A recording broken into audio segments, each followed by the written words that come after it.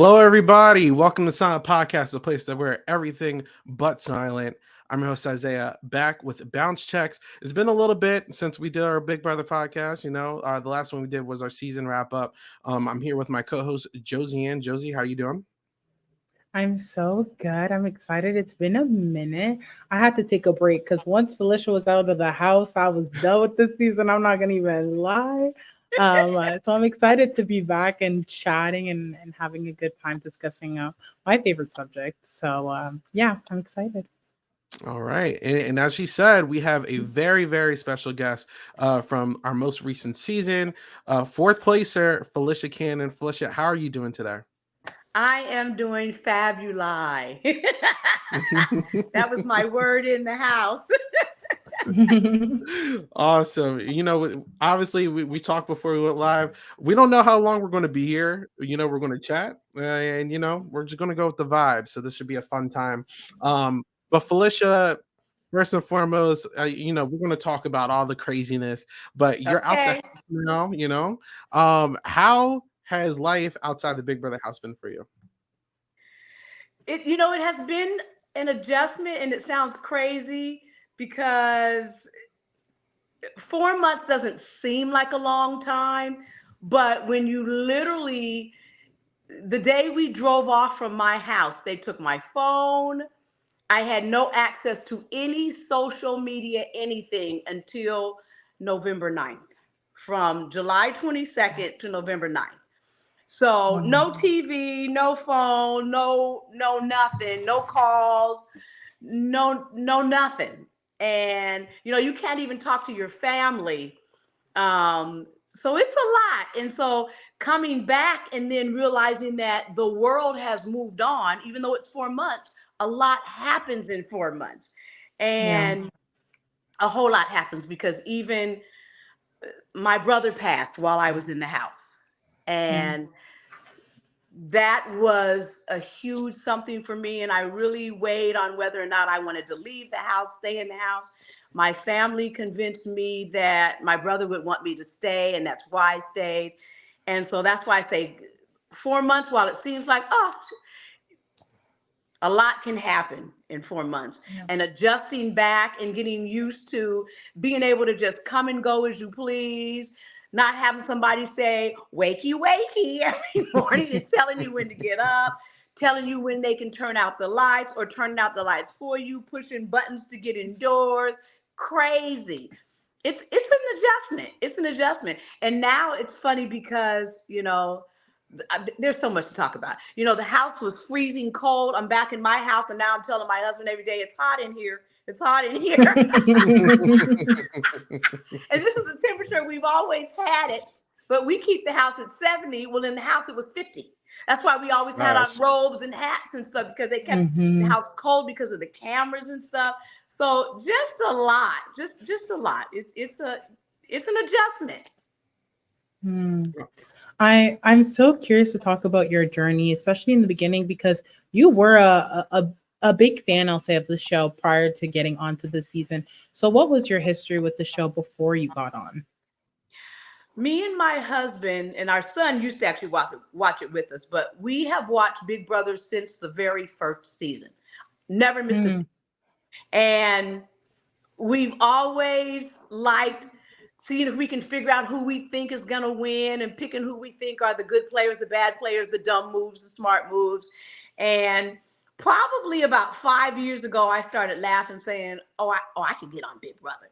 I used to mm. at first say Survivor, but as I got older, I said, no, I can't do outdoors because I'm too old for all of that. The Yeah. outdoors, the weather, the inclement, being dirty, leave that one alone.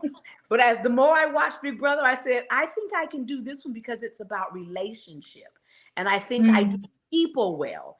And so last year when I retired, last June, I said, I'm applying. And in October, Mhm. I came home one day. We had gone to a real estate something, came home, I was dressed, and I said, I'm ready to do my video. And my husband Okay. laughs at me. He's like, you really think you're going to get on Big Brother? I said, yes, I do. I'm walking through the door. Let's do the video.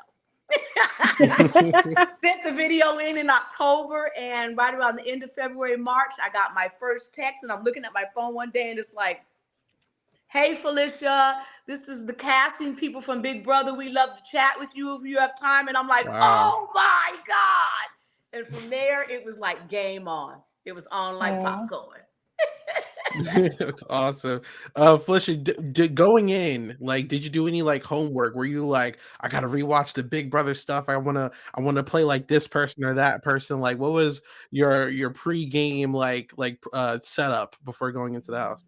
Well, now that's probably where I messed up because I should have done that. And I think I thought in my Mm. head because, oh, I've watched the show for 20 years. So I don't need to do that. I know the show. And I wish I had actually practiced some of the competitions. I did actually, now this is funny because I know my balance is bad. And that's the one thing that I was worried about. So I was practicing, I couldn't get a balance beam, but I was practicing walking on the edge of our pool, being able to walk in straight lines without losing my balance.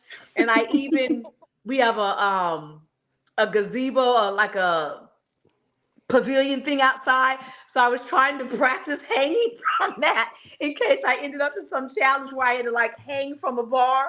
I lasted about 20 seconds. I said, okay, I'm good.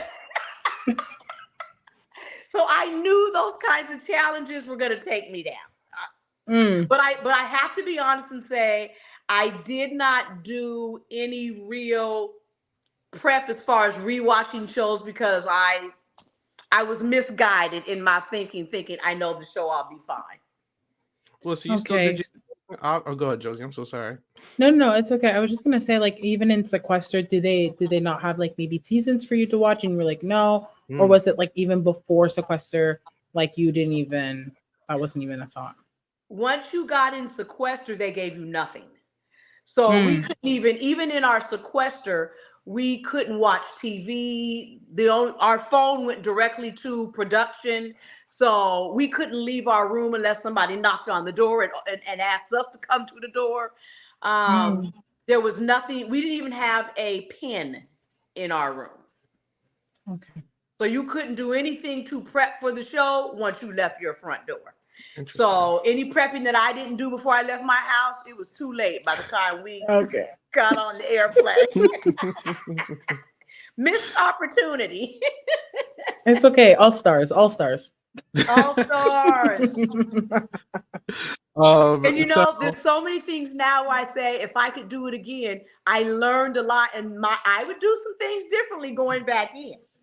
I mean, would you? Hmm. Oh, I absolutely would. Not as far as who I am, because I'm still gonna be Hmm. me. So that wouldn't change. Um, I would shut up a whole lot more.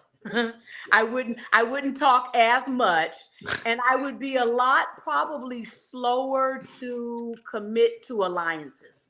I think that was a huge mistake. I started trusting people way too early, and I think that bit me. And I won't say it bit me because I lasted 96 days, but I was on the block 8 times. So that became Well, a source of pain for me because I'm thinking, why does everybody think it's okay for me to be the seasoned pawn? That bothered me. I'm not gonna lie. honestly, it would bother me as well. I totally understand where you're coming from. I mean, I am curious. Did age ever play a factor into the way your thought process was going prior to the season? We did see some players take creative liberties with their age. So I was just curious, like, was that ever like something you thought about, like being a disadvantage? Did you think like I can use this to my advantage? Like, what was your thought process about that? Because it is a social game and a social experiment, so obviously people use anything and everything to their advantage. I was initially asked if I was going to be forthright in how old I was, what I do, all of that kind of stuff. And I thought about it for a second. I said, I could probably go in and say I'm 50 and they would believe me. But something just said no, because again, that was Bowie Jane's problem. She told a lie and then she had to make everything else line up. And that's why she never told you nothing. She didn't know the age of her mama. She didn't know the birthdays of her siblings. It's like, okay. So we knew she was lying because she didn't know nothing. So, when Yeah. you tell the first lie, everything else has to line up with the lie. And I Hmm. decided I didn't want to do that. That's too much work. Because at 63, you already forget stuff. And so I just said, no, I'm gonna be 63. And if it works against me, it just works against me. But I just gotta do me. Because I've always felt like even in my age, I'm still kind of a youthful minded person. I like to have fun. I've got a playful spirit. So I actually really figured I would just be okay. Awesome, man. Awesome. Now, going in obviously, and we can start talking about the show a little bit. You know, you guys are going in, and obviously you guys have like Riley as like your first HOH. You're meeting everybody. Before we even get to like all the craziness, you guys see that Cerie's there. I don't know if you knew who Cerie was. I knew who Um, Suri was. okay, okay. Mhm. So, what was your reaction with not only meeting all these new people, but then also Cerie's there? Like, what's going through your mind? Like, how are you going to like operate going forward after seeing all these people? Well, you go in and you're looking at everybody up and down and measuring them up, and who do you think's going to be a strong player, who's going to be a leader right off the bat, who's going to be the sneaky. Everybody's got a role they're playing. Who's the person that going to be lying, cheating, and stealing all the way through? Who's the person who do you think are going to have the showmances? You have all of that, and then Cerie. Now again, I recognized Cerie as soon as I walked in. It's like Mhm. I know that face, and I'm like, you are from, and she said, Survive, and I said, yes, oh my God. But I think that's probably as far as it went, and I don't know if maybe that even bothered her because the rest of the younger people, they were really enamored with her. Oh my God, Cerie from Survivor, and I think that's why she had a lot more liberty than a lot of other people because they felt like they were already in the house with a star. And Mm, maybe if Mm. I was younger, I would have felt that way too. But in my head, it's like, okay, it's Cerise. She did Survivor, but okay, now she's in Big Brother, and this is a completely different game. But I actually Yeah. really connected with her right off the bat. I mean, she made a final two with me on day one. She came to Mhm. me. Now, what I didn't realize was that Jared was her son, and she was never going to carry me to a final two. I Mm. trusted that though. And that's kind of where our relationship went awry is when I realized with the Izzy vote that they never really did intend on having me as part of this four-person brown sugar babes or being in a final two with Mhm. her. And I realized Jared had shifted. And so then I knew there was something that I was missing. I just it never registered that was her son. Never. And Mhm. they looked just alike. Once they told us, I looked at them and I thought, oh my God, how did you miss that, Felicia? They look just like each other. the craziness is when Blue, and I know we're jumping ahead a little bit, but when Blue found out that Jared's mom was in the game, she's like, "Is it Felicia?" Like nobody, like nobody thought it was Cerie. It was crazy, man. It was crazy. Right. I think because right off the bat, Jared is the one that started calling me MamaFe. Yeah, Yeah. it's Yes. crazy.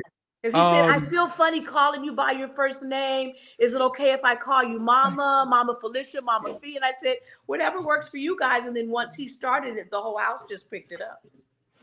so Yeah. It. I was just gonna say before we even get like any deeper in the game, I throughout this stream, since we are doing this live, I am gonna let the chat at some points ask some questions and some segments. So our friends at A who are going to be there, shout out Eric. He wants to know, how would your game have changed if you knew that Jared and Cerie were like related, since you're talking about it right now. Oh, I would have played a completely different game with regards to them because Mm. knowing that that was her son, well, one, then I would have known that her and I never would have had a final two. And I would have known that he always came before me. So then the whole way I talked, because and I won't say I talked bad about him because I actually truly, genuinely liked Jared and Cerie. But I probably when he was doing things like with Blue, and I was thinking, I think Jared's getting a little close to Blue. He might want to shut that down. Well, I wouldn't have said stuff like that. And I definitely wouldn't have gone to him and said to him, Cerie just irritated me when she just went upstairs and just basically regurgitated the whole conversation that we just had downstairs with Jag and then pretty much threw me under the bus and said, tell him, Felicia, tell him. And that irritated me. And I was trying to figure out why she did that Yeah, and didn't realize that my conversation with Jared, he went back and told her. And that's when everything shifted. got Mm. it. And then another question, and then we can just let Josie go on from there. It's from Joseph. He's a regular in our chat. He wanted to know when the cast found out that the season was going to be 100 days from August into the first week of November. What was the first thing that went through you guys' mind? Well, we knew that before we actually even found out if we were going to be on the show. They had sent Okay. out documents that said the season will last this long, and it was like, oh my God, this is longer than they've ever had. But I think you don't think about it because the average person, even though I'll be honest, in my head, I told myself you're going all the way to the end.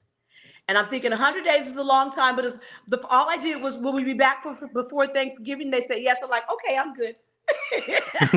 I just wanted to make sure I'd be home before Thanksgiving. Okay, go ahead, Josie.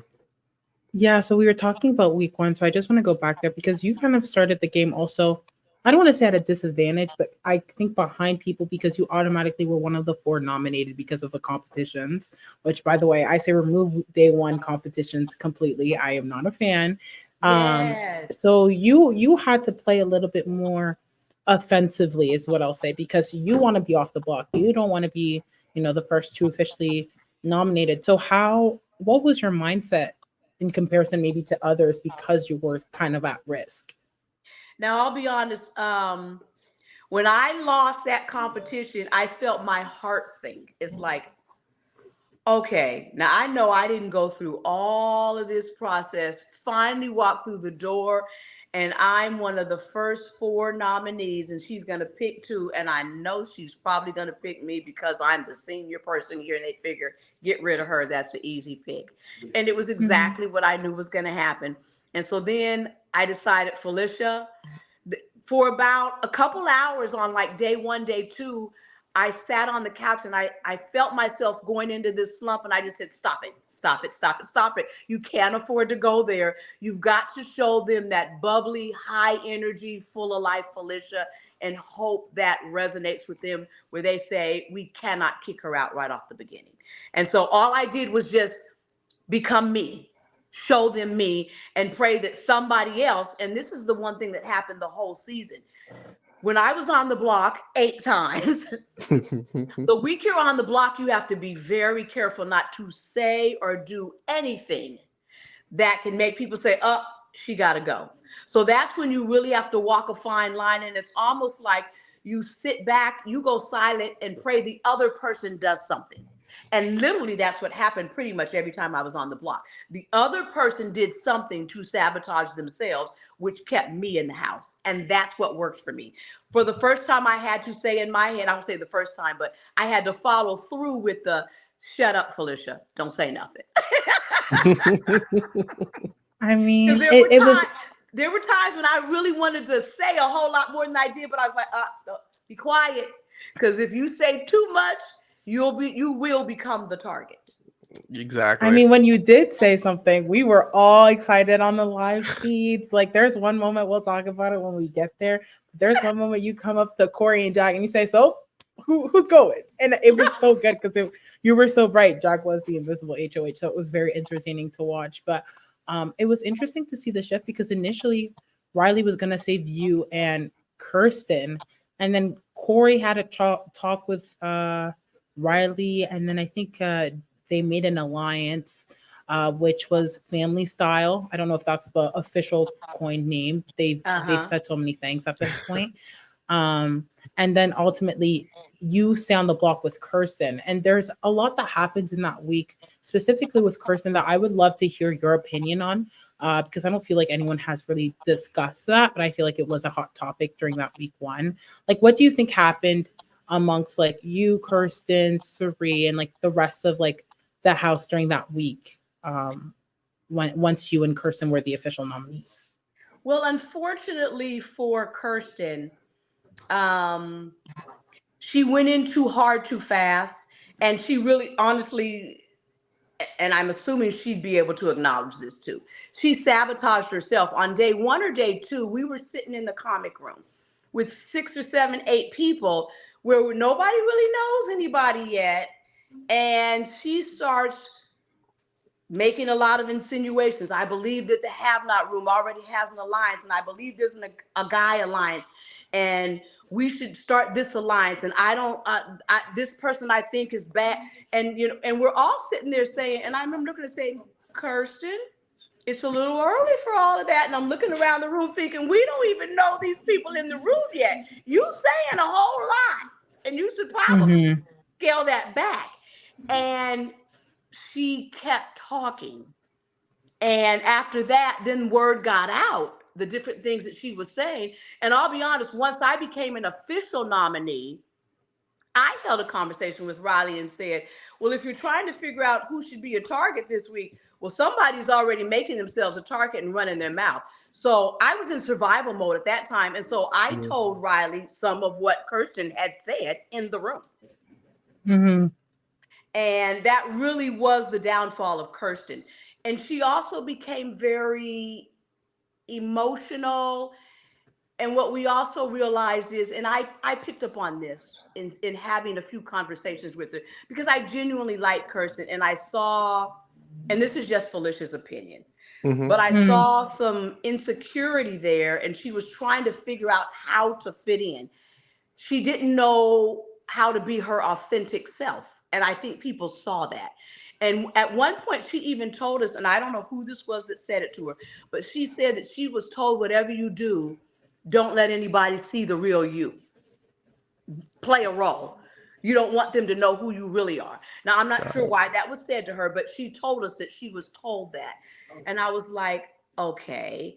I said, but at some point, Kirsten, people have to feel like they can trust you, whoever you is, and they have to believe that they're seeing Kirsten at some point, the real Kirsten. I said, and everybody kind of feels like you're playing a role, and they see through that. For instance, in the first week, I had cooked a couple times. Well, one day, Kirsten decides she's cooking dinner for the house. And so I'm standing there just kind of watching, and my gut told me she didn't really know what she was doing. So she asked me, well, what do you think I should do with the chicken? How should I? And I said, well, what do you do when you cook this at home? How do you normally do it? And I was genuinely asking her that. And she said, girl, I ain't never cooked this stuff before. I don't cook like this at home. And that's when I looked at her and I said, okay, well, that's a problem. I see, that's what I mean about being who you are. I said, if you don't cook at home, why are you trying to cook in the house for 16 people that are strangers, and this ain't what you do? You don't want to keep like an act up for a long period of time, because it's going to fall off at some point, 100 days, it's sure to fall off. Realize you are perpetrating. Yeah. So obviously, you're like gravitating towards certain people. You're gravitating towards like a Sari, Jared, Nicole, Izzy, Heisem, all those people, and we'll get into more of those people later on. But obviously, Kirsten is going to be the person that leaves. There's one other person that does leave. I don't know how much you want to even talk about this, because we unfortunately did not get to see everything. But the Luke expulsion, unfortunately, that whole mess happened.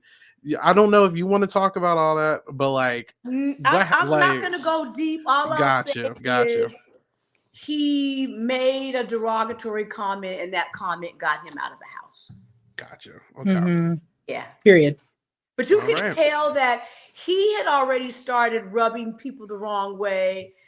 He had upset Riley on day one on those first 4 competitions, because he was upset that she lasted so long, hanging on that wall. And he said, I can't get beat by a woman, a female. And Riley took offense to that, because she was a strong competitor. And so right off the bat, she kind of had and he kind of said and did a lot of quirky things. And Jared even said that he kept trying to reel him in, saying, Luke, you got to reel it in, man. You got to bring it down. I guess it was just Luke, but it didn't work. And so I think it was best what they did. Okay, cool. I wanted to know, because I think the larger alliances. So I think the Bye Bye Bitches, which is a great alliance name. We kind of saw you guys form. Do you think you formed as a response to Family Style, or do you think you were already gravitating towards those people and the fact that there was another alliance kind of like accelerated that alliance and then added on to, adding Red, adding Hisam, people who were the outsiders, I'll say, or the outcasts on the other side of the house. Well, I'll be honest, I didn't even know about the name, the family style. Now, I knew that Riley, Matt, Jag, Blue, America, I knew they were in a line, Cameron. Now, Corey, I don't think at that time was actually truly aligned. Jared, they were kind of outside on the inside. So they were Mm-hmm. feeding information to a lot of different people, but everybody kind of kept them on the outside of these alliances for whatever reason. Um, we formed the Bye Bye Bitches actually just sitting in the house one day, me, Cerie, Izzy, Bowie Jane, and Mimi, because we all kind of got along, particularly after Kirsten left. And we had said, females have never been able to stick together and form an alliance and carry it to the end. We always get caught up, and the next thing you know, there's a showmance, and then whoever's in the showmance can't let go of the guy that they're with. And we said if the females could ever stick together, we really could probably move forward. And so we were looking up at the walls one day, and Bye Bye Bitches was one of the signs that was on the wall. Mm-hmm. And that's how we really came up with that. And then I don't know what made them decide to, at some point we decided, now in my head, so this was unbeknownst to me, the professors was separate from the Bye Bye Bitches. I never looked at them as a add-on to the Bye Bye Bitches. Mm-hmm. We were going to just be all females. And then we said, well, I guess we could do Hisam and Red and have this 7-person alliance, but they were never an extension of the Bye Bye Bitches. That was something that was supposed to be completely different in my mind. Which is why you were okay with like letting them go later on, because to you it was the Bye Bye Bitches. Exactly. Okay. Okay. So, obviously, you guys are aligned with Hisam, and Hisam does win the next HOH.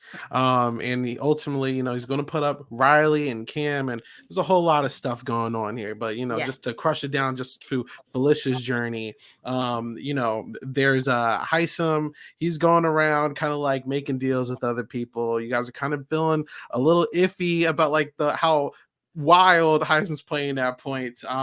You want to talk about how you guys' mindset was going in there, because it seemed like you guys you came in wanting to work with Hisam and kind of came out and it was like we got to get Hisam out of here next week. So what was your perspective, Felicia, with all that? Hisam was probably, if not the first or second person that I actually held a conversation with in the house, standing over by where the wall was where the pictures go, and the nominee wall. And he genuinely was a nice guy. He really was. He was humorous. He kept you laughing all day long.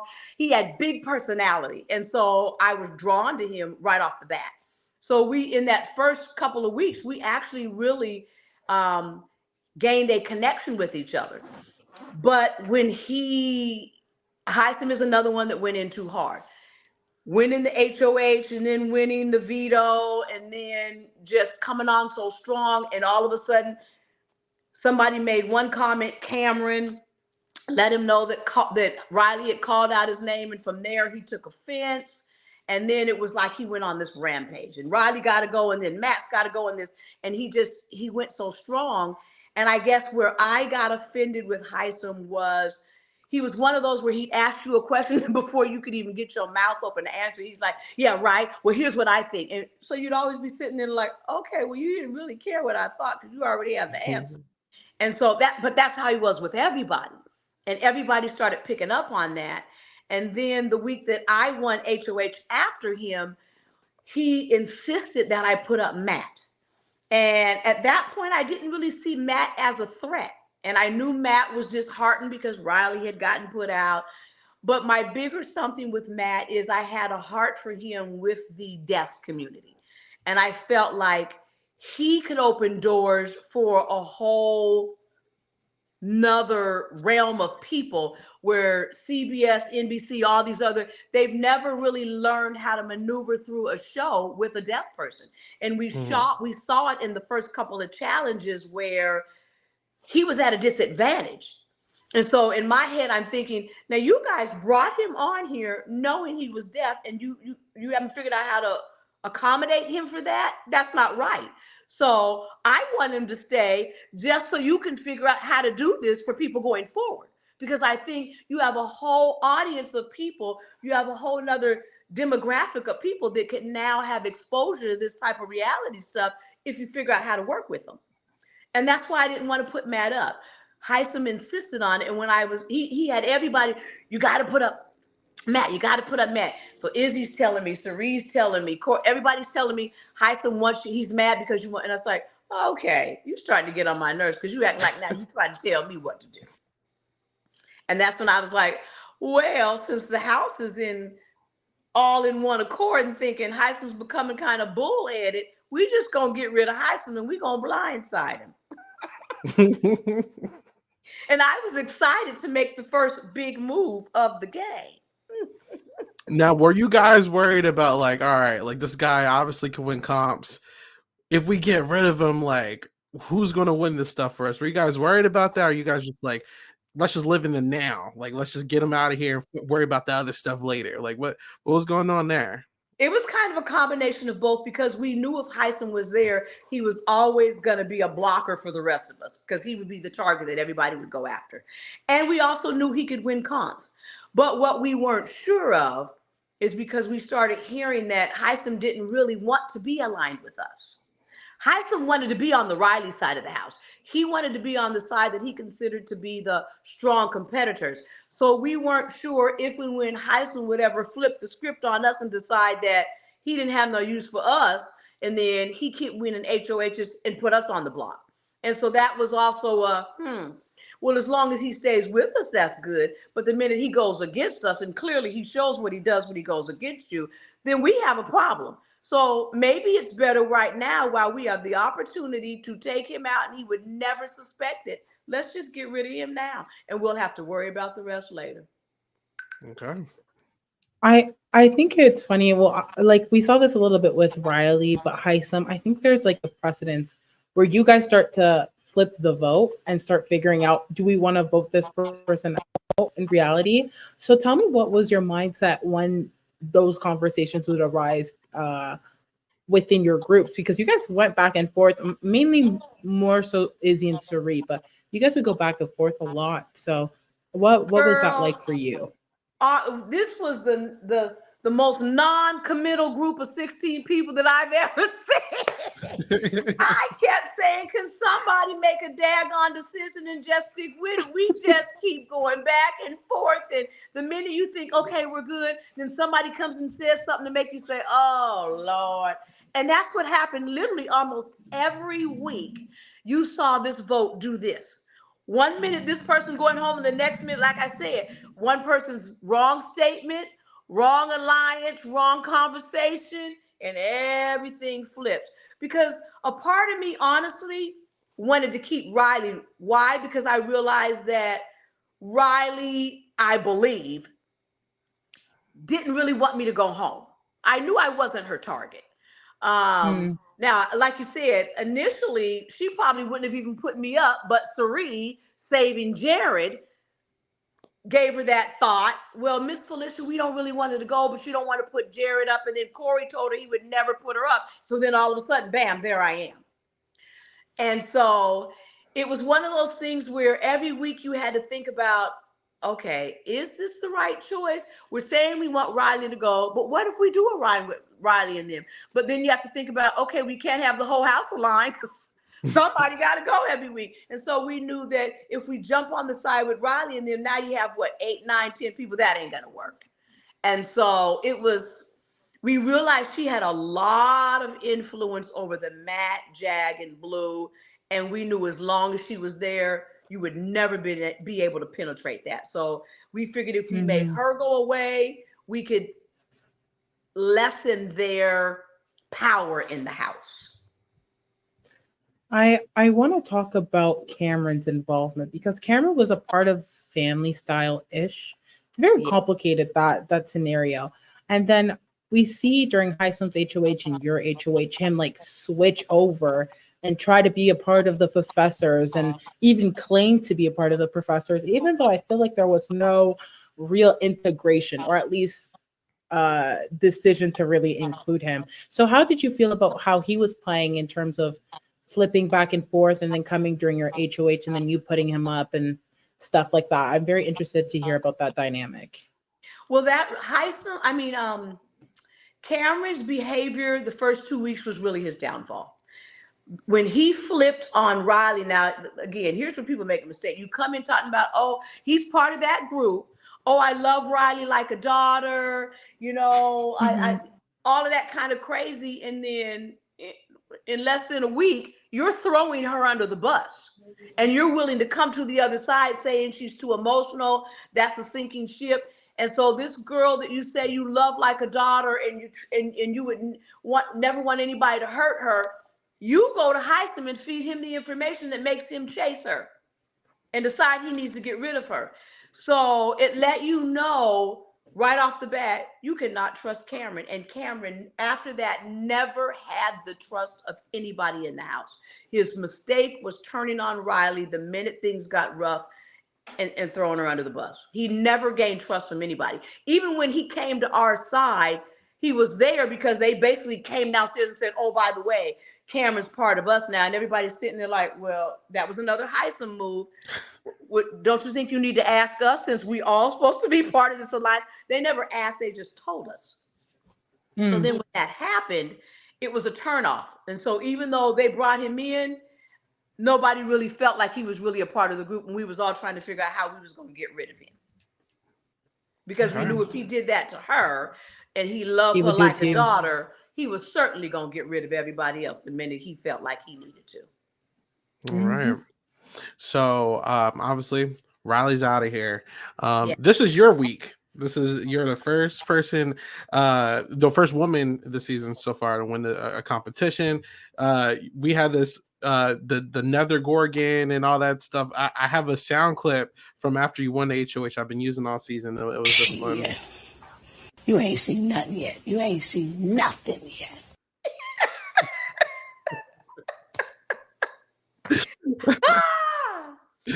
I'm mad at myself because I should have won more than one competition. There were so many competitions where I came close, or on the backside, it was like, oh, Felicia, why didn't you just... But it is what it is. But I was so excited when I won that first HOH. It was like, oh my God, week 3, particularly after having been on the block week 1. So showing that I am a force to be reckoned with in my own mind. I was ecstatic because I felt like I had redeemed myself. So I want you to walk us through what was going through your mind with the HOH. You're obviously putting up Jag, you're putting up Cam, and then obviously the great choices side on Heisem. It's crazy. Looking back at it, you put all the compies. It's crazy not looking back at it, but like walk us through your HOH mindset. What's going on there? Well, honestly, I could have gotten rid of. I put Cameron and Jag up. I told Cameron he was a pawn. I told Jag he was a pawn. Either one of them could have left, and I was okay with that. If Heisem had played veto and won, we probably would have voted out Cameron. Cameron probably would have been gone week 3 instead of Heisem. If Cameron had won and brought himself down, which he did, we knew we were going to put up Heisem, and then Heisem goes. If Jag had not won or had won, Heisem would have gone up, and we probably still would have sent home Heisem.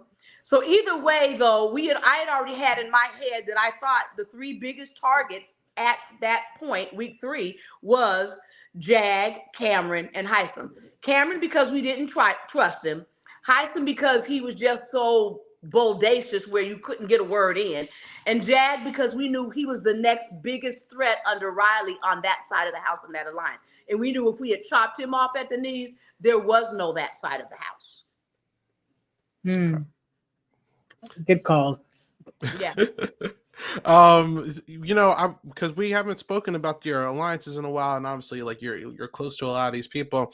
At this point, how is it like seen and the structure wise? Like, is there like a set leader for these groups that you're in right now, or is it just like kind of like equal with like a bunch of different connections? Because and you could tell me if I'm wrong.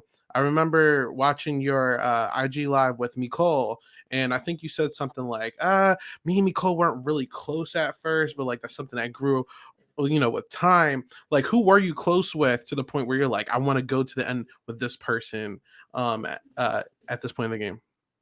I actually really thought my strongest connection was Sari. Like I Okay. said, we connected on day one, and she seemed so sincere and genuine. She said, "Look, the two of us, the two African American senior moms in the house," she said, "if we stick together and form a final two," she said, "if you trust me, I trust you," she said, "and I will never, ever put you up." She said, "I got your back if you got my back." And we shook on that, and I trusted that wholeheartedly. We looked each other in the eye, and I was with that. Jared, I Mm-hmm. actually had a connection with him because he reminded me so much of my son. My son's birthday is the second. His, I think, is the fifth. And so and everything, his demeanor, his dress, all of that, he just reminded me so much of Jair. So it almost felt like I had a son in the house. Now, little did I realize that every time I said anything to him with regards to, "Oh, son," I was irritating Sari. Of course, I'm not knowing that. But I think she felt like I was getting too close to Jared with her being right there in the house. That was part of the problem, unbeknownst to me. Um, I felt close to Izzy, but I knew that Izzy was enthralled with Sari and she idolized Sari. So I knew that Izzy had a much closer relationship to Sari than me from her perspective. What I didn't realize is that Sari had a closer relationship to Izzy than she did with me. I was trusting that our conversation was a genuine one.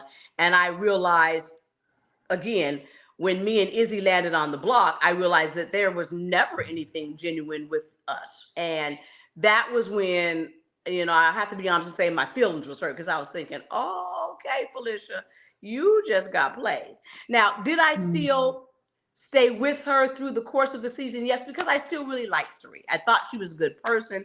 I realized that it was game, Izzy, and I knew Izzy was sniffing her everywhere she went. We used to laugh at Bowie Jane because Bowie Jane was chasing her around the house initially too. Where's Sari? Where's Izzy? But I was never a chaser. I just, when I was trying to get to know everybody in the house and figure out what roles people played, who was really connected to who. So I didn't want to actually just enthrall myself and just say the only people I can talk to is Sari, Izzy, and Jared. Because I realized now that I'm home watching live feeds, my husband recorded everything. Yeah, did you see? You Ooh. didn't know that. So he's telling me all the backstabbing that was going on. And I realized that I didn't know half of what was going on because Mm-hmm. they were playing me. And I was really trusting, I was trusting what I thought was a genuine relationship and alliance. Well, I mean, I will say on the outside, like I think your winner equity like skyrocketed within these last 2 weeks because no one was even like no one was on bad terms with you. Everyone was kind of like rocking with you a little bit. Obviously, some things kind of changed a little bit later. Yeah. But like everyone was like, huh, like especially with this eight choice, they're like, Felicia could possibly win this, and like I'll be lying if I was like, I'm not sure if Josie was telling me I was wrong plenty of times. I was like, I don't know if Felicia can win this. Like she was a believer. So I was like, I started to see it around this time. You know what I'm saying? But go ahead, Josie. Yeah. I see you were about to say something. I was gonna say, you were talking about how you and your family kind of establish who you think is gonna win every season. We do the same thing. We do our drafts, and you're on my draft. So since day one, I've been Team Felicia Cannon every single day. So it was really fun to see your HOH. I think you had the best HOH, honestly, with the seasoning to the dancing, and there were so many edits. I really hope you've seen those edits. We have there's someone named Rayshawn on Twitter who absolutely adores you and was making edits. So it was by far the funnest time of the house. But I wanted to go back to after Jag won veto. You put up Heisem, and there was maybe a little bit of back and forth on whether or not you should keep Heisem or not. What was your stance throughout the days after Heisem was put on the block? Because he did have some convincing arguments, at least from my perspective. A part of me, like I said, I genuinely liked Tyson. He was fun natured. He he brought a lot of personality to the house. He really did. And so a part of me said, maybe we should keep him. Maybe we should get rid of Jag because we knew that Jag had a strong leadership role with the Matt and Blue and Corey in America. And so it was considered, but when we found out that Heisem was basically making alliances with everybody in the house, and then even after because he was mad the first couple of days, and I even said, I know, talk to me, let's go upstairs. And that's when I told him, I said, Heisem, man, I said, you were the one that was telling us we have to stay connected. We got to tell everybody everything. I said, and then you go behind us and you're aligned with the whole daggone house. I said, and then you're still, even after we put him on the block, he's still bad mouthing everybody and still talking smack. And we just said, no, he got to go because he doesn't know when to just shut up and leave it alone. It's probably if Heisem had gotten quiet and stopped talking, Jag could have easily been the one to go home. But Heisem pushed too hard and he kept going in and still telling lies to people, pulling people in rooms, making promises that he couldn't keep. And that really was his downfall. He didn't know how to be quiet. He really sunk his own ship the week he was on the block. Now, definitely on his way out, like it seemed like he was like, like I don't know, I don't know, at least as a viewer, how he truly felt until like obviously he got outside the house.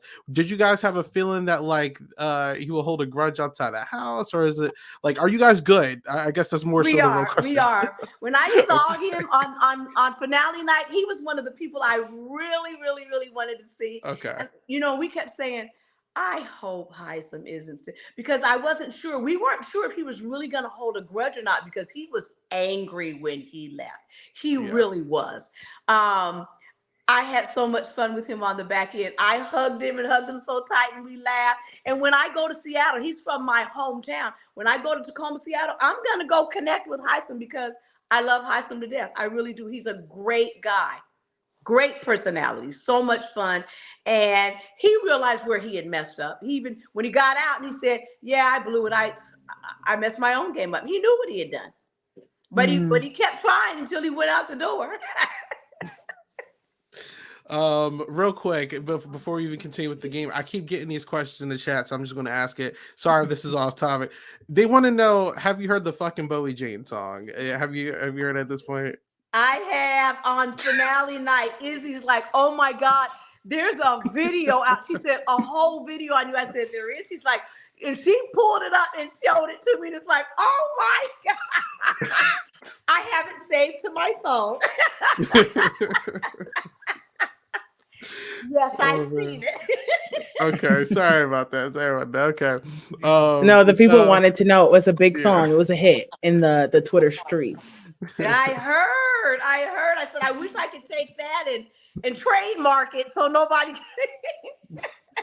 can. We're still good with time, right?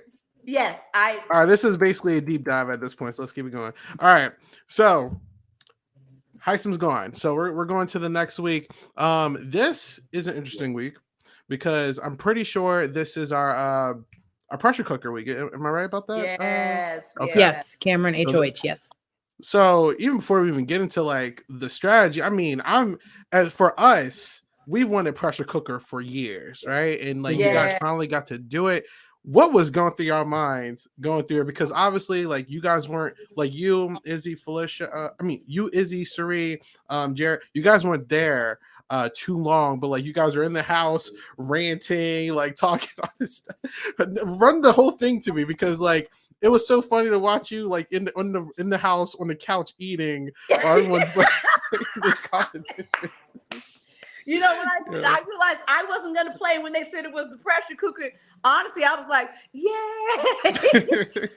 Now it felt awkward being in the house literally by myself for the first hour or so. It was like, so I'm in the kitchen, I'm like bored, and I go in there and I'm gonna start cleaning. And they said, Felicia, for production, we really need you to sit on the couch for a little while and watch. Oh, okay. Because I was gonna fix me some food and sit on the couch, and then I have to say though, I was actually shocked that Jared and then Sheree and then Izzy, when the fourth, it's like, you gotta be kidding me. Are you guys Mhm. serious? I was like, what do you? But again, I wasn't in there, so what can I say? But they said it was freezing, just all the stuff that was. So for them to have lasted Mimi and America and Cameron 14 hours, that was huge. I applaud them because I know I wouldn't have lasted that long because I probably would not have been dressed because they didn't tell us how to dress. Some people went in there half dressed and they froze their behinds off. Mm. Mm. So it wasn't. It's something they've been waiting for a long time, but they stepped it up a notch, and just all the different things they had going on, even with it already being cold air. Then they had released flies, and they had the snakes in that thing, and I think those guys were actually all afraid that they were going to release the snakes in the room. And we all kept thinking, there's no way they'd do that. They couldn't possibly do that. Turn a fear factor at that point. Okay. Expect the unexpected. And that's why we kept thinking, well, we don't really know what they're gonna do. But we kept thinking, but what if somebody gets hurt? But that's a lot of liability. But you just still never know. So all of that stress, and all it takes is one slight unfocus, and there goes the hands. And that's how people just kept missing, falling out. Mhm. Now, one thing, you guys are inside for like the first portion before more people come in. It's so funny watching you guys like root for Nicole openly and all this stuff. But I remember it was like you, Suri, Izzy, and Jared. You guys are all in the house, and like I don't know about you, but like the other two are like kind of like on Jared's back the whole time, and Jared's like, "No, like I knew this information, but like I held it." And it's like kind of like imploding, but it's not at Yeah. the same time. What for you was like seeing this dynamic? Obviously, you didn't know they were related, but like you see how like deep this is getting. Was like, did that like ring anything for you, or you're just like they just too close? I don't know how I missed it. I was thinking that they were just caught up in the moment being inside of there, and she's mad at him, he's mad at her, and we're all just mad because the alliance is going down fast, and we're thinking, how did we mess that up? Where all of us, the four people that we thought could hang in there a pretty good amount of time, we're out here on the outside. And so Mhm. it was. Now there's some stuff that happened behind the scenes, and I ain't gonna tell it because I promised I wouldn't tell it. But Mm. there was, Ooh. when they were in there, remember they said that they couldn't leave to go to the bathroom until three people went out, two people went out, three people went out. So that's where I'm gonna lead at. There was some stuff that happened, and Mm. Okay. one person covered for somebody else, and yeah. And I thought it was actually kind of bad in even forcing people to kind of do that kind of something where, if you got to go, like, I don't know if you guys remember later in the pressure cooker where they were actually urinating in the room on the floor. Yeah. Yeah. And it's like, and that's where I actually thought that maybe it went a little bit too far because for one, and I don't want to be, guys can use the bathroom standing up. Girls can't. And so we thought, what if a female really had to go to the bathroom? What were they supposed to do? Right. So Mm. it was kind of quirky. I thought, now sometimes you carry stuff a little bit too far because that's actually just kind of nasty and Right. unsanitary. Listen, I'm not gonna get you in trouble, but listen, I feel that wholeheartedly. So Cam is a HOH, Uh, mind blowing at the time because everyone's like, "Yo, Cam gotta go." Uh, And we were Cam, so mad because we know Cam talked America into raising her hand. We mm, know he did. Yeah. When Mimi Yeah. went, when Mimi went out, or went over to the side, we knew Cam said something to me to America. He told her, he promised her he wouldn't put her up. She was probably tired, and she's like, okay, as long as he's not gonna put me up and I don't have to be a pawn, let's go. And we were so mad at America because there was no way she stood there for 14 hours and all of a sudden when we watched, it was like all of a sudden you just saw her do it was like, what are you doing? Crazy. Crazy. Mm. Interesting. Yeah. Her and Red, him and Red, like they're going from like, all right, I'm in the majority alliance, and now they're like throwing these people on her. But everyone's like, let's get these two out of here. Yeah. Obviously, Cam's in power. He thinks he's in the professors or whatever. We're gonna see him put up Blue and Jag. Right. We're gonna see Red win the veto, and basically before we even get to the twist, which I want to see how you feel about that. Jag does get eliminated, but going into like his nominations, like any events alliance wise this week, like is there anything super important for you that you want to talk about? No, I mean, it really was a back and forth on this one. Is it Jag? Is it Blue? Is it Jag? Is it Blue? Because Blue at that time really hadn't truly connected with too many people. She really was Mm-hmm. kind of riding under Matt and Jag. Jag really was the target because we realized he was the stronger player, the more leadership role he was playing with that side of the house. But again, Jag was very persuasive. Jag was a better communicator, a better manipulator. So, he gave you very good reasons why he should stay.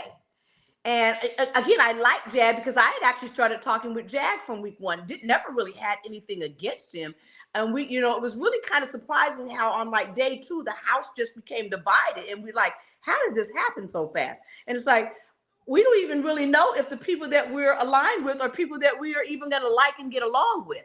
And I actually had started building a connection with Jag at that point, but we knew that our thinking again was you got rid of Riley. If you get rid of Jag, now we got Matt, we got Blue because they don't have nowhere to go. They're not going to take a leadership role, and without him, they can't do nothing.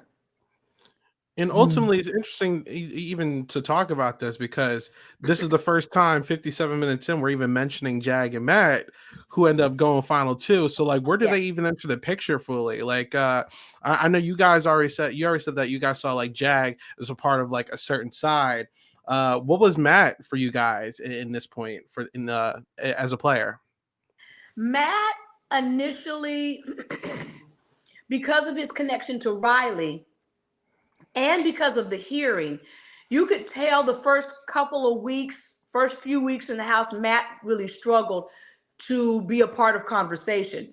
So the perception was in the beginning that Matt really just, a lot of times conversations were held with Riley and Jag because Riley and Jag had the final two at the very. Mm-hmm. Matt wasn't a part of that final two. It was Riley and Jag. Matt was just somebody that Riley had an attraction to, her as well, but they didn't have a final two something. It was Riley and Jag. So we knew when Riley left that Jag was going to connect with somebody. And at that point, we actually still thought he was more connected to Blue than Matt. Matt was just somebody where they held conversations. When there was a large group of people, they'd come back and just tell Matt what was going on, and he would just say, okay. That was the perception of Matt's role for probably the first month or so in the house. That Matt was just whatever Matt was in probably every dang alliance in the house dang near. Because everybody just saw Matt as the nice guy that just listens and you tell him what to do and he's okay. Interesting. And also, I wanted to highlight just for future events that we're going to bring up. Like this is also kind of like the start of the Felicia Bowie in sort of Cerie rivalry too. Like Bowie kind of feeling some type of way towards you two, because like she was so ride or die with like this whole professors thing, and she's starting to feel left out a little bit. But obviously, you're like, I don't know if I trust Bowie. Like fucking Bowie Jane. Like, what's in your mind your perception with that as well? Well, my problem with Bowie Jane is I liked Bowie Jane, and I actually trusted her in the beginning, probably more than Sari and Izzy. Izzy and her never Mm, connected. Sari was kind of iffy, and I kept thinking, nah, I think Bowie Jane is okay. And I don't know what kept making me feel like that, but I just did. But I was watching her though, and I was watching how she was connected with Red. And so I knew there was a sidebar, something going on, and I knew that Red was really connected to Cameron.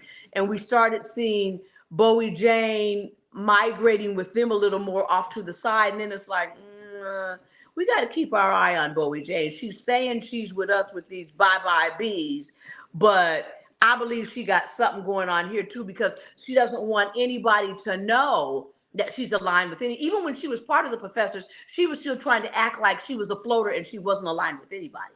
And she was comfortable with mhm. that position, and so was Red. And so that's when we said, so they want to play it in the middle and don't want anybody to think they're aligned with anybody. And that was a problem. Hmm. They didn't want to show their hand. Got it. Mhm. All right. So Red's, oh, sorry, Jag's out of here. But then Julie comes on the TV. Oh, actually, we're resetting everything. We're canceling the eviction. He's still here. Yeah. Like me, I'm like, what the hell is going on? You know, but like, Yeah. what? How is it for you? Because like, wow. We were upset that that's the path to power. That's where Matt made his first big mistake. It's like, but in his mind, I honestly, if Jag had left, Matt probably wouldn't have lasted as long as he did. I do believe that. Yeah. So Jag was the front for Matt. He became the buffer because people were always going to go after Jag before they went after Matt until closer to the end. And so we knew that that twist was going to cause chaos, and it did. And Jag got saved. It seems like a couple of times where he should have been out. Next thing you know, it's like, how does this keep happening? And Yeah. so between him and then the Jared and Cameron, it was like, okay, 3 people have gotten evicted and they're still here. What is going on? When we gonna get rid of some folk? So yeah, Did nobody was really. Although honestly, I have to say, for some reason, when Jag came back, that was when my relationship with Jag really kind of started shifting, and I mm, started Mhm. communicating with Jag a lot more. interesting. Mhm. Yeah. Now, would you It's say? Oh, go, Josie. I'm sorry. I was gonna say it's interesting because when someone gets evicted, I feel like usually, and they come back, they usually come right around and they get evicted once again. Mm-hmm. But then we saw Jared win HOH, and then put Cameron in red. Did you think? Did you want to evict Jag once more, or were you okay with Cameron and Red going up because you didn't really have a good rapport with Cameron because he wasn't even supposed to be in the alliance and there was no trust there? And you had just mentioned how Red just kind of wanted to play the middle and it didn't feel like there was entire loyalty to you. So was that okay for you at the time, or did you really want to put Jag out again? It was kind of a toss up, but we had talked and felt like because Cameron and Red were so tight, and we realized they had almost become the Heisem, a pair of Heisems. And so we said, Mm, if we don't break up that pair, they will gain too much power in the house. And so you start looking at who's actually acting like that Legends 25. Cameron always felt like he was fighting for his life and everybody just used him. They got up there with that Legend 25 and they started telling everybody what to do and how to act and all of that. And they became very arrogant.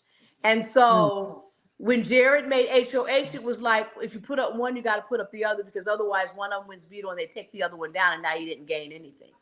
And so we said, you put mhm, up one, and if one comes down, you put Jag up, but you send the other one home. Now we almost flipped.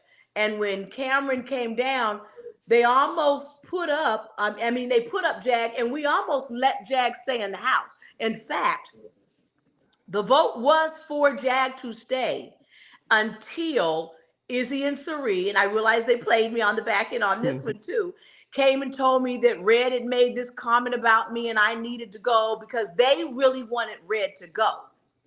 And I had moved more towards, let's get rid of Jag. We already know Jag's going to be a mess. And Cameron and Red had done this separation. But the more I looked and watched, and I know I'm still got to go back and watch some stuff, but I do believe that Jared probably either misunderstood the statement that Cam made to him, or he completely lied about the statement that Cam made to him. And so when Red wanted to talk with Cameron in the room with Jared and he refused to do that, then I knew there was more there than meets the eye. And so in order for Jared to be safe, now he had to make Red go. He really did. Because otherwise Red was going to find out what really happened. All right. So obviously, elimination's canceled. I will say sidebar, like, oh my god, they made him stand outside all of the entire time just to cancel his HOH. Is crazy. But I've been tight. But so Jared wins HOH. And he's going to put up originally Cam, and he's going to put up so sorry, where am I getting my names wrong? Cameron and Where am I Red. getting Thank you. I'm like mind blown for a second. Cameron and Red. So these two are on the block. Jared, obviously you're working with him in some capacity. How are you feeling? Because I mean, obviously later on, we start to find out that you feel some type of way that like Izzy and Sari are like changing plans every week, and you guys aren't finding out to the last second. So like, how are you feeling about stuff like this? Well, this is when I first started sensing that something was shifting, and that, because this is after Cherie had that conversation upstairs and I had told Jared about it. And then after that, I became their target, unbeknownst to me. But I knew something that shifted in my relationship with Jared. I felt it. I also felt that something that shifted with Cherie. But I think Jared wasn't going to be bodacious enough to put me on the block. I don't think he ever would have done that. So I still felt comfortable that week. He was still talking to me that week. I was going up and talking to him in the HOH. I even went up there and talked to him a couple times without Sari. And I don't know if he was saying stuff to me and making her believe something else, because she felt like he never even considered wanting Jag to go. And Jared sat in the room and told me he never trusted Jag. And he was really debating on whether Jag should be the one to go. He really wanted Jag to go. Sari wanted Red to go. And so, of course, he was always going to do what his mom wanted. So that, his game became very conflicting for him, because a lot of times he couldn't do what he really wanted to do, because he still had to worry about what position it put him in with his mom, and then her safety as well. So it was a dynamic that he had that nobody realized he had.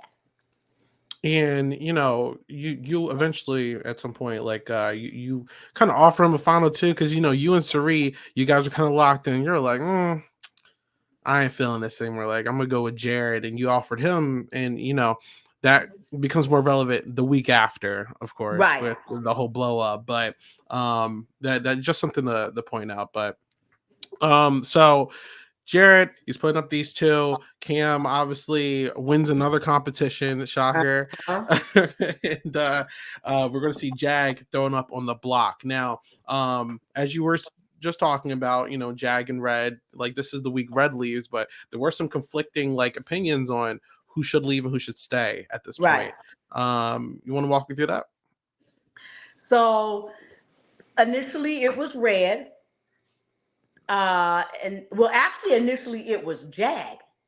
And I remember sitting upstairs in the game room with Cameron, and Jag walked by and he said, "That's who's going this week." And I said, "Absolutely." And so I was on board with Jag leaving at the very beginning, even though he had put Cameron and Red up. After Jag got backdoored, we said, well, if Jag got backdoored, we voted him out 10-0 last week. Let's just get him gone. Then the conversation about what had happened and Red and just other stuff started transpiring. And then, we had shifted to Red. I'd had a conversation with Corey. Well, Corey didn't like Red because Red didn't like America. So Corey and them wanted Red to go. I was still thinking, we probably we had gone from Jag to Red, and they didn't want to do Red. They didn't want to do Jag. They wanted to do Red. And so then Mimi comes to me off of some conversation she had and said, "Oh, I think we're in trouble because I was just in the kitchen, the bathroom, and Jag and them, they have an alliance." And we're like, "Oh, Lord." So that's when we flipped back to back to Jag. And then I got it that morning, or in my head, we were flipping back to Jag, and I got it that morning, and I run in Serena in them's room, 6 o'clock in the morning. "You guys, I think we might need to flip the vote."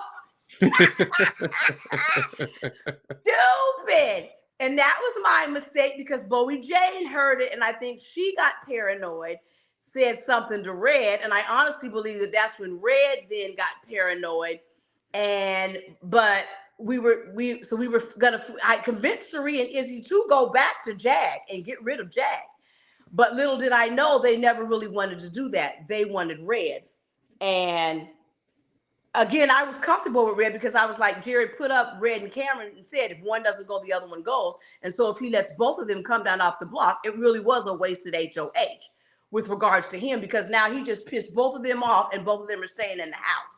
And so I think that was probably Cerie's something too. She's thinking, now he put both of them up. Initially, one came down, but if both of them end up coming down, they're going to come after him next. That's what I think they really felt.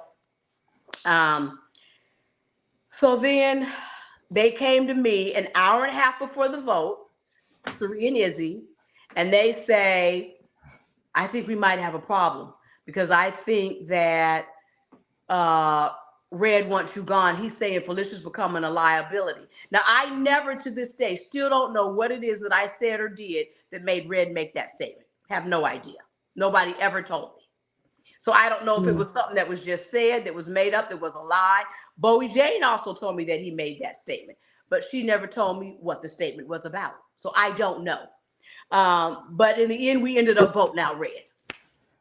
Well, I can confirm that Red was targeting you towards the end of the week. So it was good that he was ultimately evicted.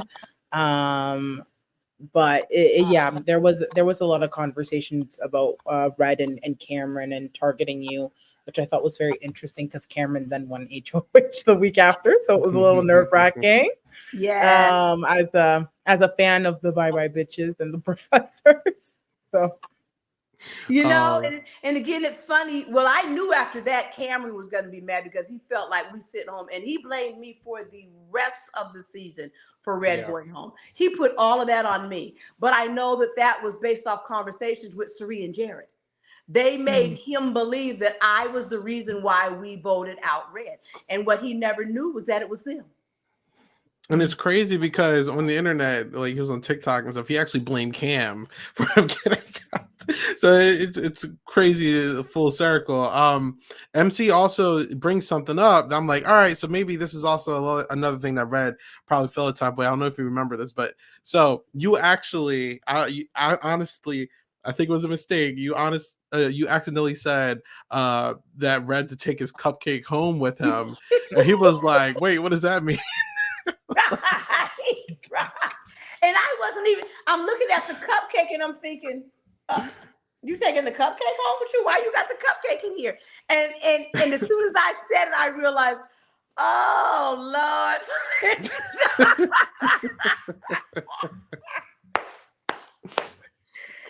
See, you get so comfortable and you like it's a done deal, and then you see little things and you say something before you even realize.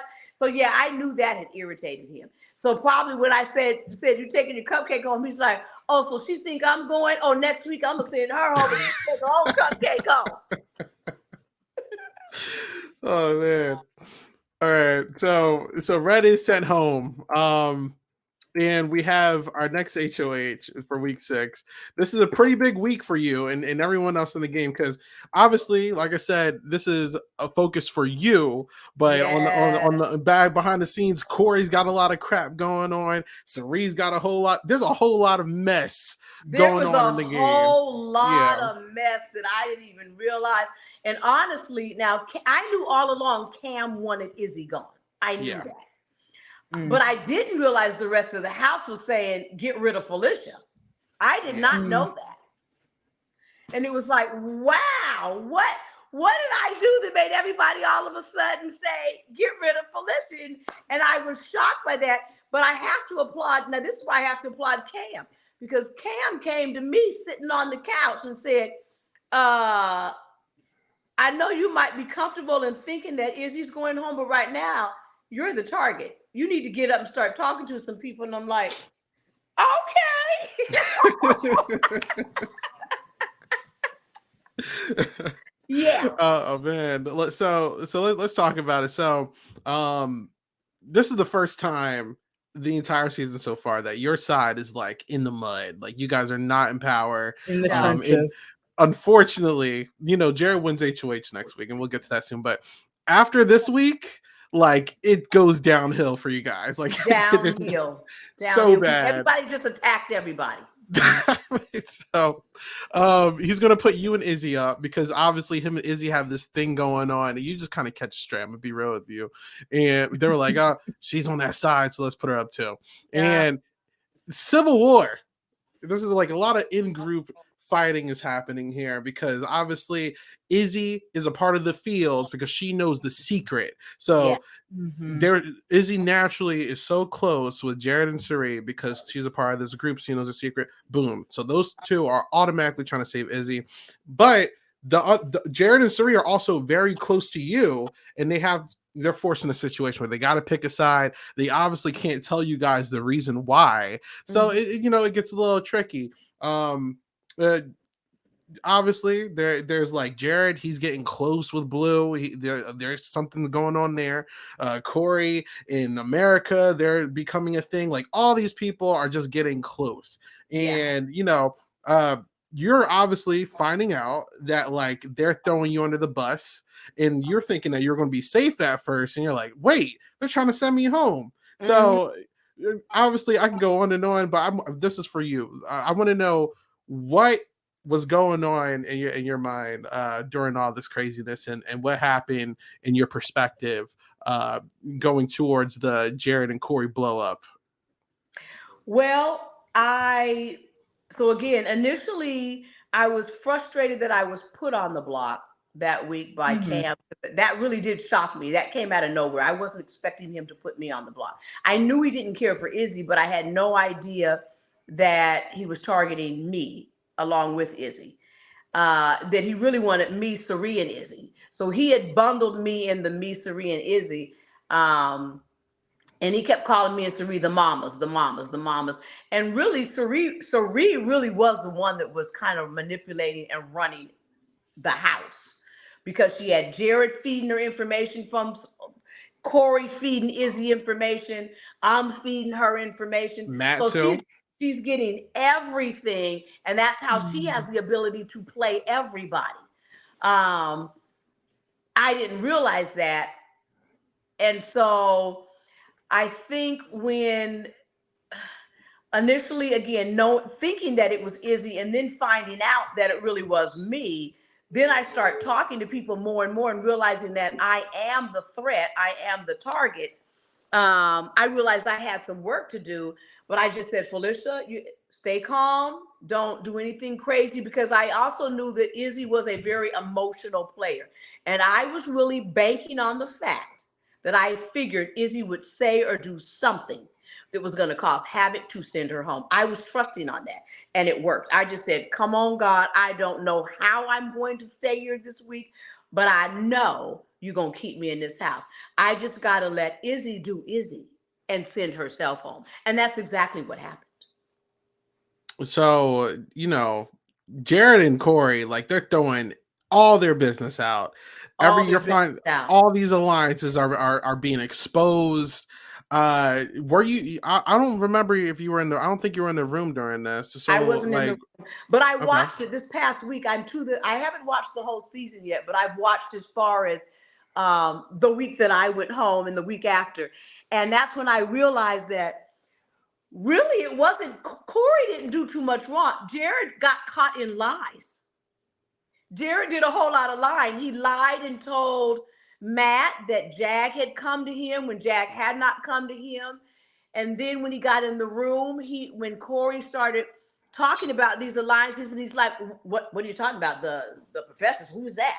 And so and the for real. And so then Jared got caught in the middle of all of this stuff, and then he's sitting in the room and didn't know how to back out of it. And that's why Sari was pissed, because she's like, I told you to go find out information. I didn't tell you to go up there and start World War III. And so he went, that one little lie that he told on Jag. See, that's what I'm saying.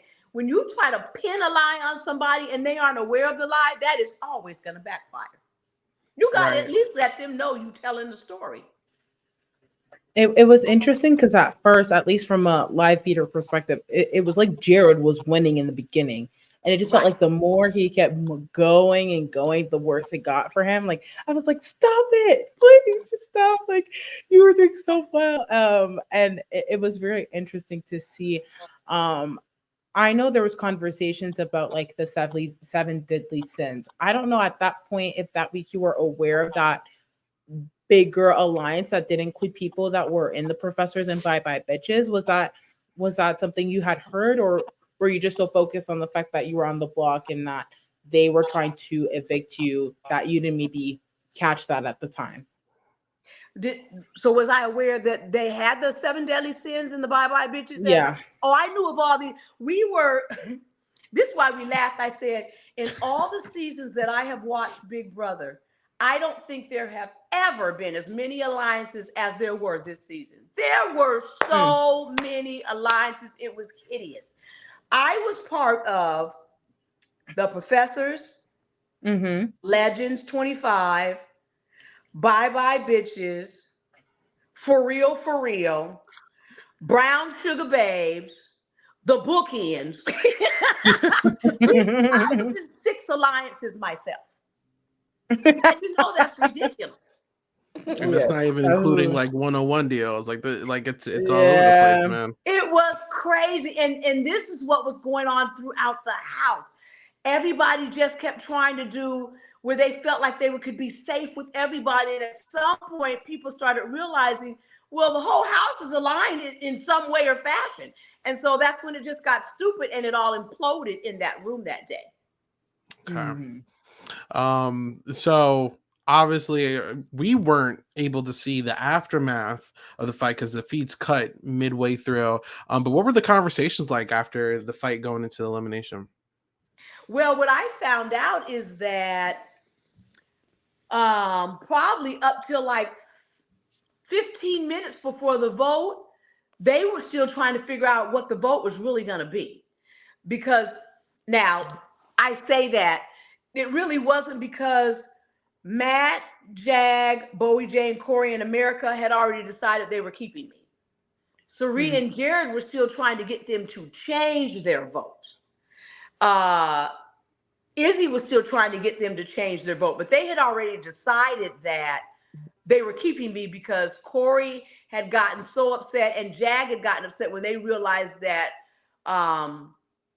Izzy had told Corey about the 7 deadly sins. So when they realized that Izzy was running her mouth, now see, because that was the one thing I didn't do was tell anybody about the alliances. So nobody knew. I didn't go tell. Well, actually, the Legends 25 knew about the Professors because that was the first big alliance, the one side against the other side. But we never told anybody about the Bye Bye Bitches. We never told anybody about Brown Sugar Babes, and I never told anybody about the Bookends, except for Jared when I said, and I never even gave him the name. I said, you know, I'm supposed to be aligned with Sari, but heck, I'm thinking I'd rather be aligned with you. I said, because I don't like what Sari just did. That was the extent of my conversation with Jared, and never really said, do you want to be in an alliance? I never went that far. And so that's why when he said, you asked me to be in an alliance that day when we fell out, and I said, no, I didn't. That is not what I said to you. I said, I'd rather be in an alliance with you than Sari because I didn't like what she did upstairs. I said, and we never talked about it again. I said, so don't sit there and say, I said, Jared, do you want to be in an alliance? Because I didn't do that.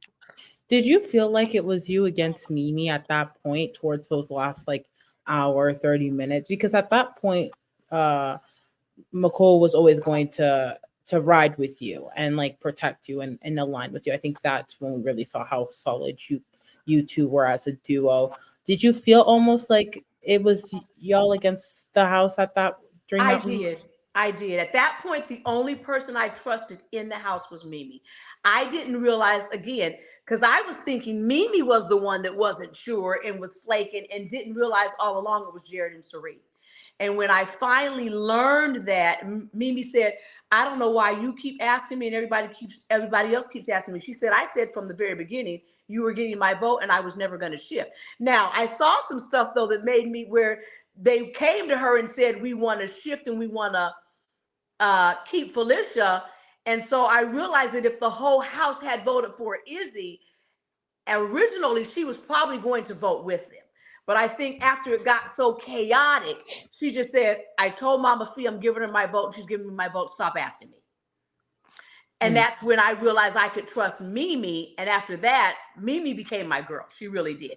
And that's why I was really irritated when Cameron put Mimi up on the block with me. It was like, why did you do that? You didn't have to pull her into this, because I didn't want to sit on the block next to her. I really didn't. Mm.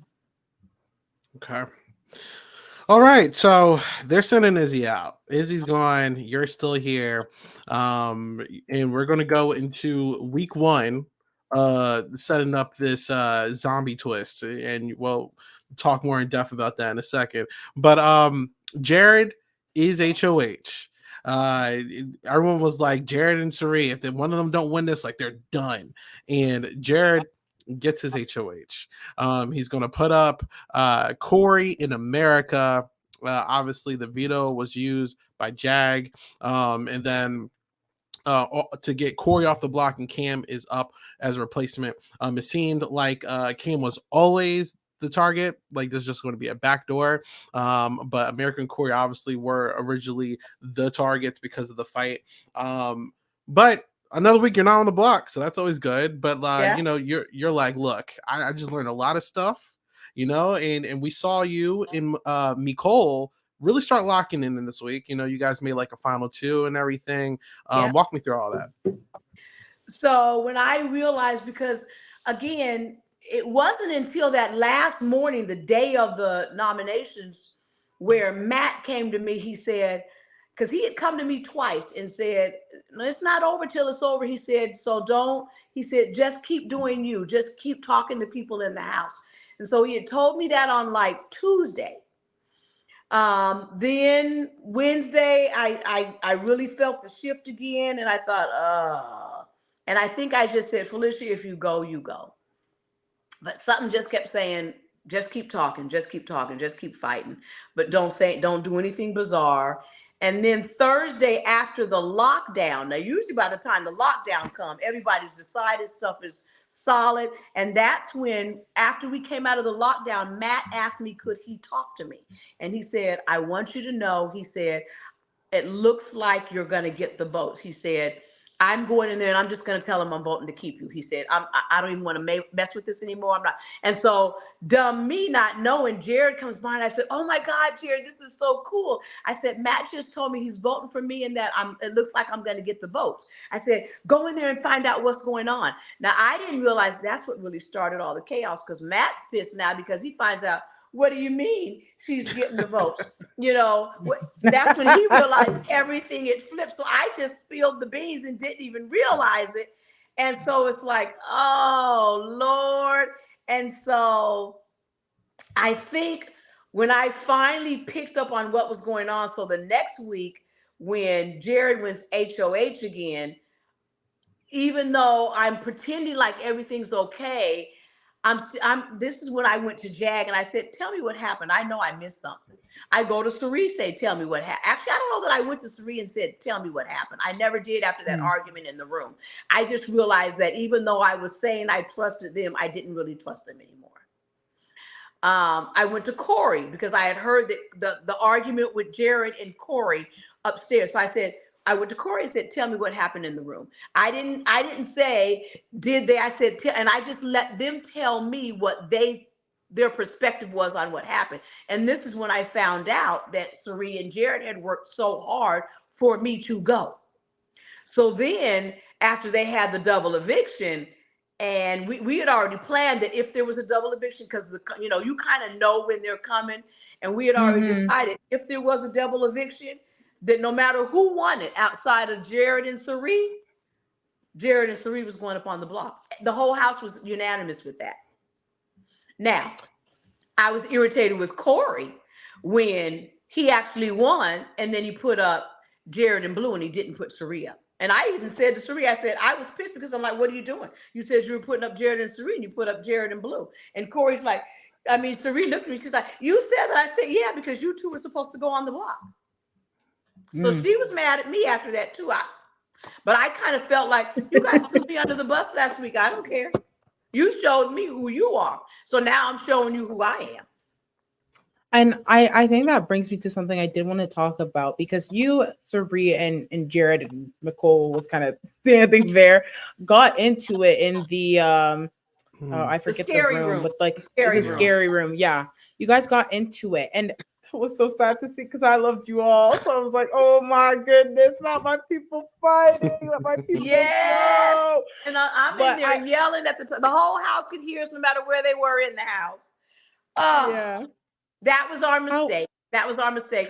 And again, I think I did that because I felt attacked because Jared came back in the house with a vengeance. When he came back in, he glared at me.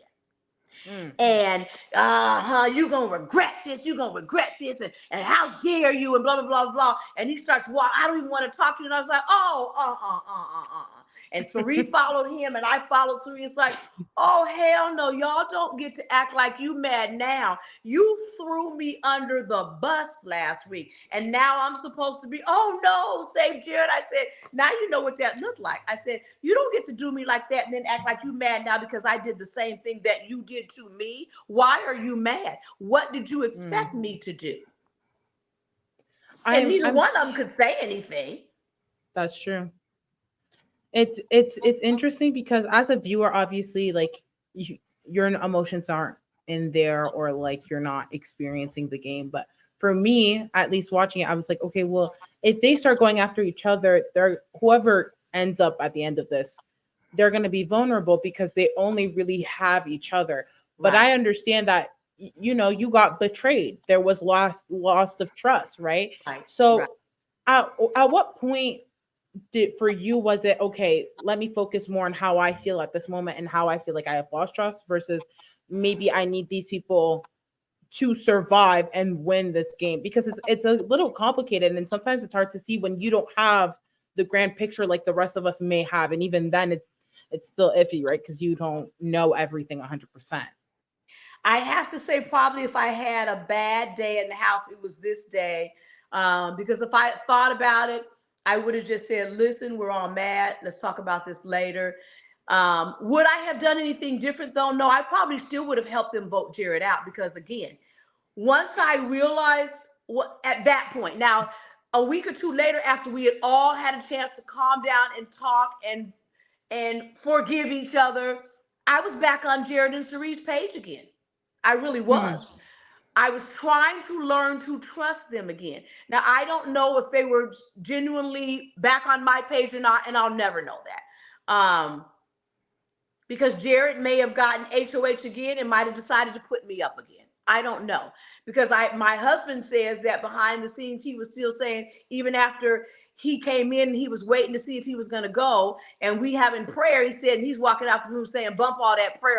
I'm a getter. I'm a getter. So I think still, he had never really forgiven me. So even though they felt okay protecting each other as mother and son, and because Izzy knew the secret and Izzy left, and now I helped vote him out, that they had no use for me. But they had to understand, I didn't know your secret. And all I knew is that we had a 7-people alliance, a 4-people alliance, a 3-people alliance, and a 2-people alliance. And the very people that I thought I was the closest to in the house are the ones that said, she can go. And so I didn't know what to do with that. So now I really am working week by week, and I really was kind of on my own, me and Mimi, because I realized, because Jared never really did trust Mimi. He never really did have a trust for Mimi, him or Cerie. They were always like, well, do you really think we can do? I said, yes, I keep telling you Mimi is good, but I always had to keep reassuring them that Mimi was good. So Mm. I knew at any point, Jared and Sheree, when it became convenient for them, would probably throw me and Mimi under the bus. I felt that. Mm. Ultimately, and this is more of a end game thing, but you and Sri are like talking a lot more We were. throughout the season. But like, do you think that this week, like this day specifically, kind of like carried on for the rest of the season? Is that why like towards the end, like you kind of like wanted to target her probably? I think it carried on because I still always felt like, regardless, I always got this gut feeling when I knew that Sheree was sabotaging me. I didn't know how, I didn't know to who, but I always knew that when push came to shove, she was going to survive before she let me survive. I knew that if push came to shove and they decided to vote me out, she was going to vote with them because Sheree always voted with the House. The only time she gave a vote is when she knew there was a sure vote and her one vote wasn't going to change a vote. She was never going to be the one to flip a vote. She was going with the majority all along. She was never willing to stand out there and be the decider.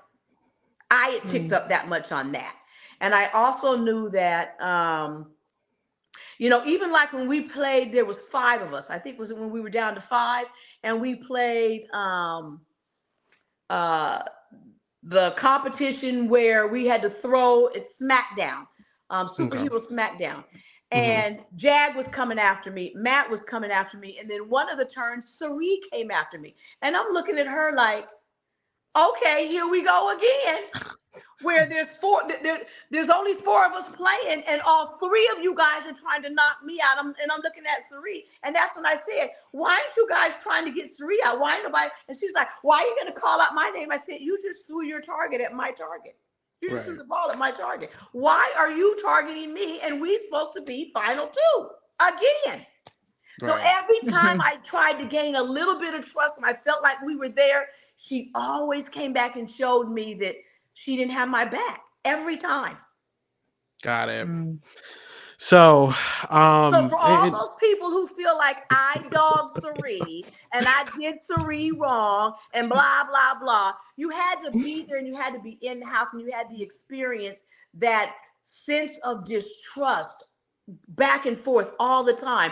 I always try until that Izzy vote, I would never, ever have even recommended Jared or Cherie. Never. They would never, I would Mm. never have given them my vote to be expelled from the house. But once I realized that they were quickly going to get rid of me, oh, now it's like, oh, okay. It's on like popcorn. it's crazy I because go ahead, Josie. I was gonna say, well, in that case, because we talked a little bit about Zombie Week, but Dwayne, did you still want to I need my charger. have Jared in the house over Cameron, or were you open? Because No, Cameron was honest with you. I really did want Jared to stay more than I wanted Cameron to stay, without a shadow of a Okay. doubt. And at one Mhm. point, there were some people that were saying, maybe we should, but it's like, no, Jag and those guys holding conversations and not really knowing, because this was still kind of still close to I'm sorry, Dwayne, Go ahead. No, you're my fine. battery's getting. That's okay. Yeah, I got to put my charger on my phone, or this phone's gonna cut off in a couple of minutes. If it does, we'll wait here, and you can always come back. But yes, Right, please. because it's like it's been what, an hour, and it's like, okay, so we got to get to. I got to get my charger on this thing. So anyway, so yeah, I would never have voted to keep Cameron over Jared. Never. Yeah. I Hmm. think it seemed like the house consensus at this point. Something that is going on in the background, which is very apparent, is like another group is kind of coming together against you Yeah. guys. It's Corey America, Jag, Matt, and then there's kind of like outliers, like they're not fully in yet, but like Bowie's here, trinkling a little bit. Blue's in the Uh-huh. showmance with Jared, but Blue's still kind of in the mix a little bit. It's something, and so you guys send Cam out. Yeah. And I want to see how you felt about this, because this is the double week, and sorry, this is the knockout competition that we're about to see, and basically Corey gets HOH and Matt gets veto, but there's a whole lot of like when they're like, God, what's the word I'm looking for? It's like usually when they were like asking things, I'm pretty sure like they were selecting you guys a lot for a lot of these the knockout thing, like when you guys had to go back and forth and answer questions and everything, and Corey obviously won the questions, but they Right. kept selecting you and Sari and like Because everybody on they your had side, we had basically. already had a conversation, and we had already decided that we were going after, if there was a double eviction, we were going after Jared and Sari. And so Yeah. they said Jared was already out. I think he went out right behind me. And so they said, everybody just keep calling Sari until she's gone. So the goal was to not let them win. I don't know if that was an HOH or a veto, but the goal was not to let them win, HOH. so that then, yeah, HOH, so that then they could be nominated, and that's how Corey won. We wanted to Okay. make sure that Jared and Sari did not win, so that we could put them on the block. So you guys were in on that too. I was in on that, absolutely. Okay, cool. Okay. Now I ended up going out as like the second or third person, so I never really even got to play in the call Sari, and I don't know Yeah. that I might have, I don't know. But I know that I was on board with nominating Jared and Sari because they had just tried to push me out the door. Now this double night was, like I said, a lot of information going through because obviously Blue and Jared are thrown up instead of Sari and Jared because of, you know, the presumed showmance. And Blue, like I said, was working with these people. Like, she was shocked, and Jared were shocked that Matt didn't use a veto on them. This is kind of where you're starting to see Matt's scheme kind of out in the front and everything. But ultimately, Blue and Jared are thrown up instead of Sari. Were you expecting that? And No. okay, and also it's I think this is also an important moment for you and Sari's connection, because Sari was going to you and Bowie and Nicole, like, are we going to save Jared? Are we going to save Jared? And you guys all told her no, like this is what it is. Like walk me through that, because I know it's super fast, but I can only imagine how crazy that was for you guys. So we already had agreed that we were voting out Jared. That was the target. He was the target. Honestly, I at this point, I actually probably would have preferred Sari, because I realized that Sari was controlling Jared's game. I still didn't even know about that mother-son connection, but I knew that Sari was doing more harm to me than Jared. That's how I felt. I honestly, at that point, would have preferred Sari going home over Jared, but I knew I couldn't say that out loud. So Jared was the target. Everybody had to, because they knew he was better at the competition. So that's who everybody wanted gone. And in my head, I was thinking that if Sari was gone, then I could get that connection back that I had with Jared. Well, little did I know, had I helped them vote out Sari, Jared definitely would have come after me. I didn't know that. But that's why then Sari, when Jared left, now Izzy's gone, I won't necessarily say that then she felt like she didn't have anywhere to go but to me, but it was kind of she realized she was still in hot water and she needed to have some allies now, because people had seen what her and Jared had done the week before. So I don't know. It was an interesting time. When we got in the bathroom, though, all of us were playing like, well, I don't know. Do you want to keep Jared? And we kept saying, but Sari, even if me and Mimi keep Jared, it's not enough. You got to have that third vote. You got to get Bowie Jane. And we already knew Bowie Jane was not going to flip and keep Jared. We just needed them to figure that out. It's like, even if we vote to keep Jared, he's still going to go, because Bowie Jane is going to vote Jared out. He's leaving. So we knew Did you feel a little bit of solidarity, or at least connection, with Bowie Jane? Because you all three of you were on that consensus, and you guys were all working together weirdly prior to the week with Cameron's HOH and you and Izzy being on the block. Did you feel like, oh, we could work with Bowie Jane? Because at that point it felt like the relationship was a little off between you and Bowie Jane. So did you think that may be like the beginning of rekindling that relationship that might have been lost during that Red Week? I did, and I kept trying to go back and rekindle something with Bowie Jane, but the problem with Bowie Jane, and I guess this is where her lawyer self kicked in, Bowie Jane never fed you enough. So as much as I kept trying to see if I could gain her trust again, because again, Bowie Jane distrusted me again more than she distrusted Sari, and didn't realize that Sari was the real one that wanted Red gone. So Sari had convinced everybody that I was the reason why Red left. And so even though Izzy it was an 8-0 vote. So 8 people decided to vote Red out, but everybody put it on me. And so I carried the burden of that, and I realized that. And I'm sorry, my Christmas clock goes off on the hour. You're fine. I was like, I'm liking the background music. It's my Christmas. It goes off on the hour. And so yeah, even though as much as I kept trying, even in the very end when there was the 4 of us or the 5 of us, and me and Sari are looking at Bowie Jane, like, I remember asking her, I said, so Bowie Jane, what is your game plan? I said, because at that point I said, it's day 93. You got to have a plan. I said, are you just here until you're here, or are you trying to get to the end?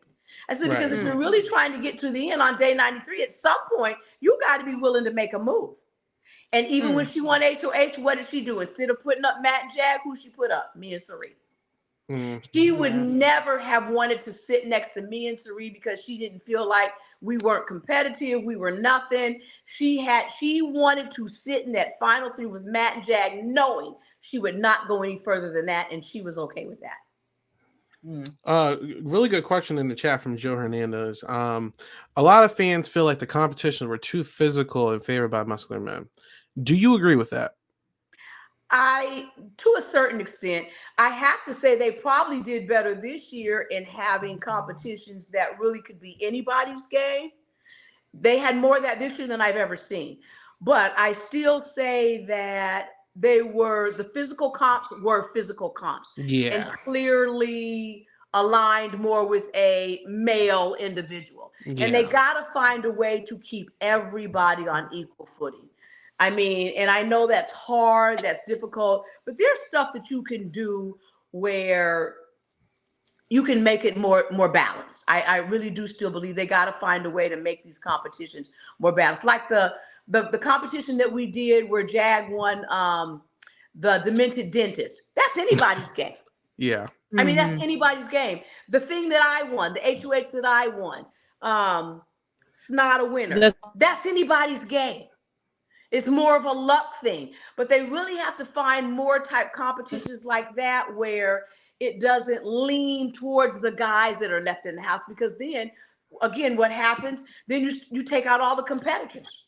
Well, we know they're going to be able to win anything that's heavily competitive. They're going to win. You get rid of them. So you also lessen their ability to stay longer because people see them as more of a target. So you got to put people on equal footing and really kind of force the social game.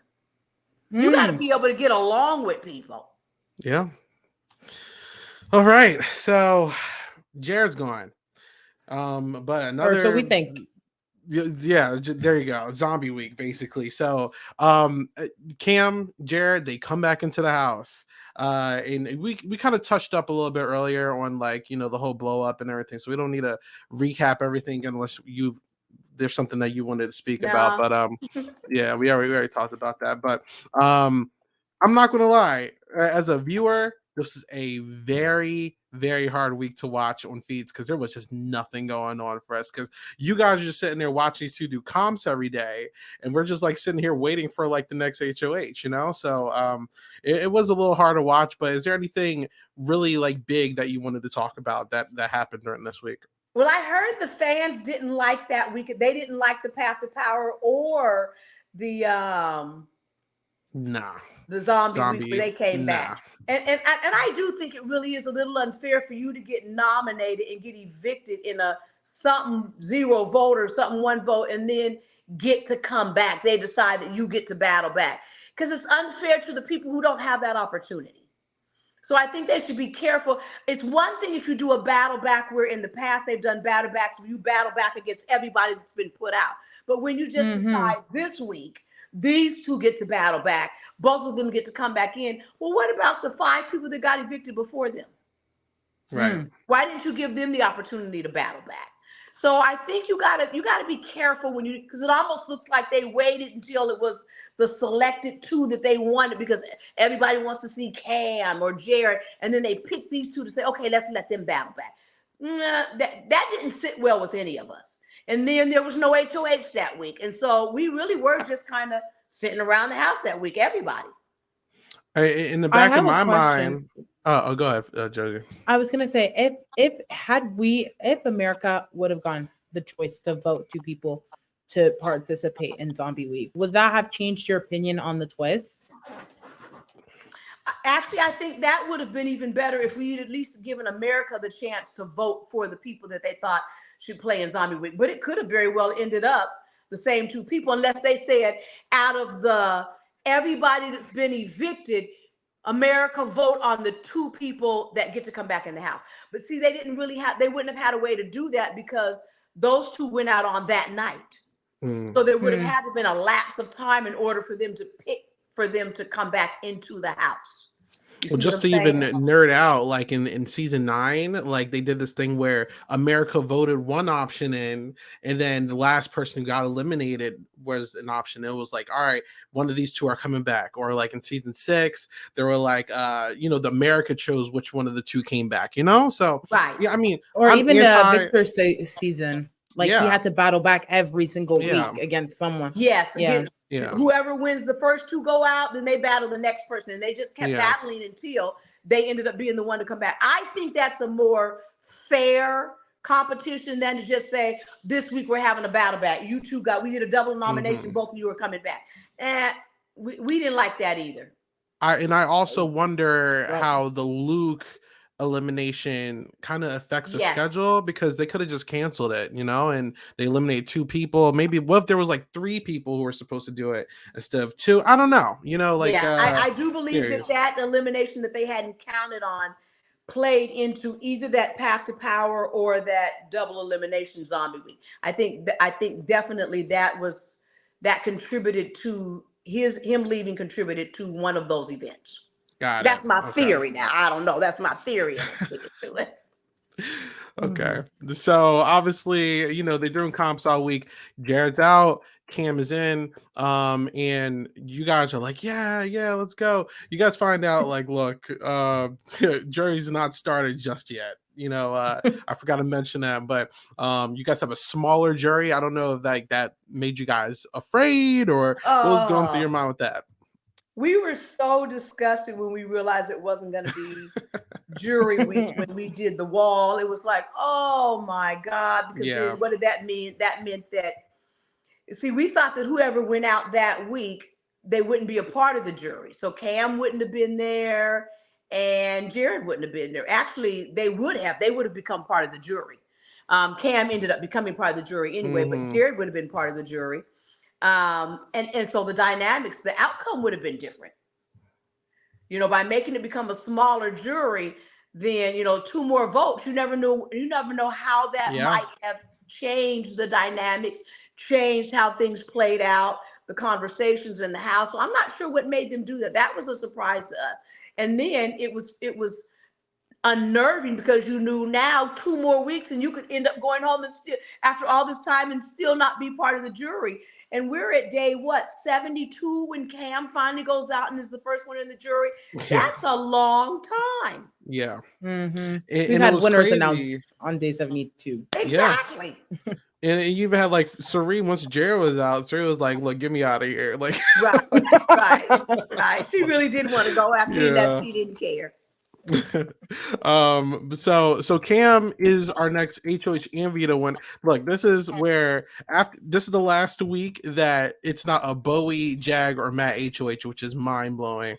But Cam wins it, and if I'm not sure if you knew this, he was fully convinced that he was in with Jag, Matt, and somewhat Bowie as well. They're like, by this point, Jag and Matt are already locked in. They're like this. They're committed to being like this duo, right? And Cam listens to them, and he's like, all right, we're gonna put up Felicia and Nicole. Sari is not a problem. She can't win anything. Bowie's close with us, and America and Corey want to take us to the Final Four. Boom. Let's throw those two up here.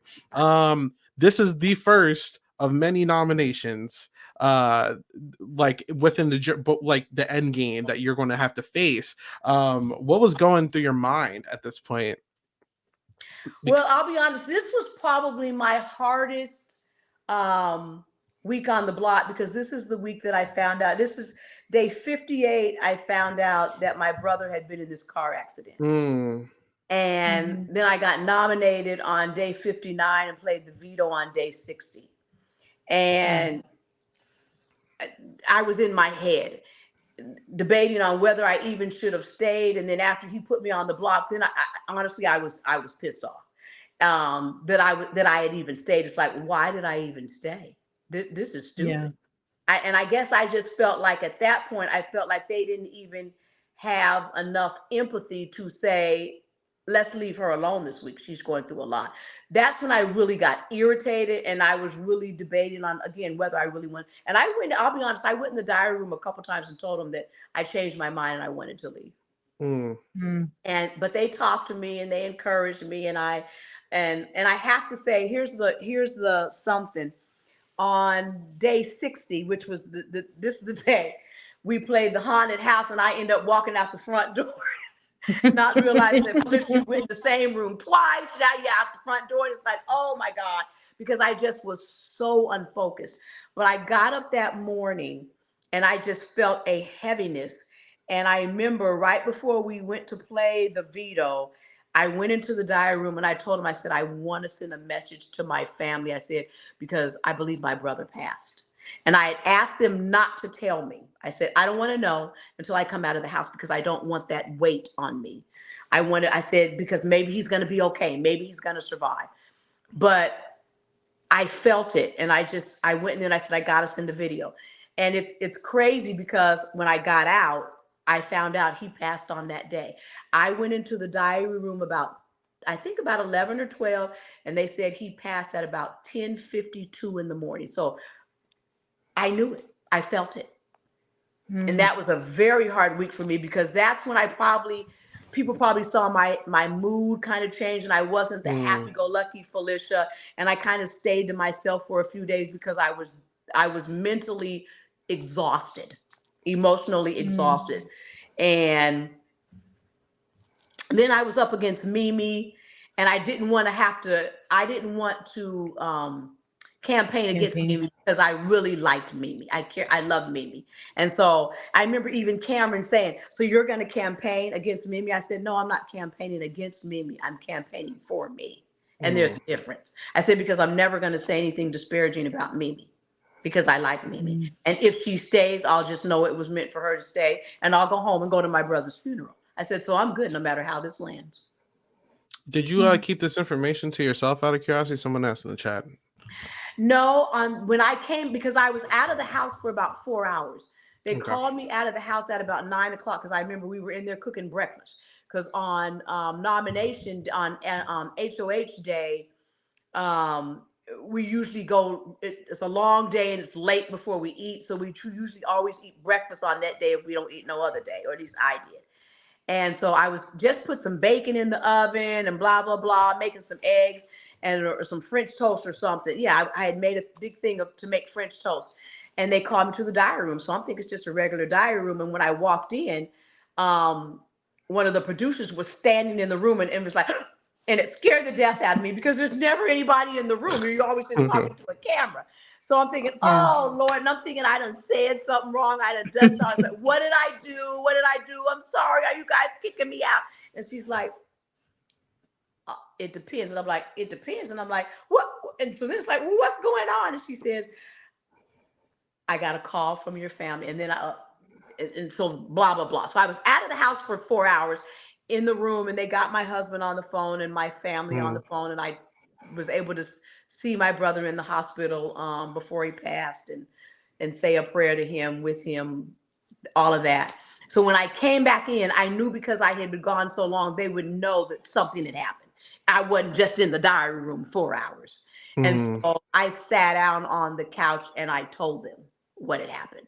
And I think that's again why I was so disheartened when the next day we have nomination ceremony and they put me up on the block. It's like, you got to be kidding me. This is who you guys are? Okay. And is this the same week that you and America kind of had like your back and forth? I believe. Trying to remember. Yes, Okay. I I think it think was yeah, veto though after. Yeah. yeah. Yeah. It was Okay. it was the veto. It was the veto. Got it. Yeah, I Okay. think I was sitting next to. Yeah, I was sitting next to Mimi, and it was the veto ceremony where I made the comments about America and Corey. Okay. So look, let's talk about it. So obviously Kim, he wants the veto, he doesn't use it. And then you yeah, great TV moment, by the way, because like I said, in the season where like the people are winning the same comps every week, I'm just like, I need some entertainment. You really brought a lot of entertainment because you call out America and Corey in front of everybody. You're like, I don't care, I'm gonna do it. What was the straw that broke the camel's back?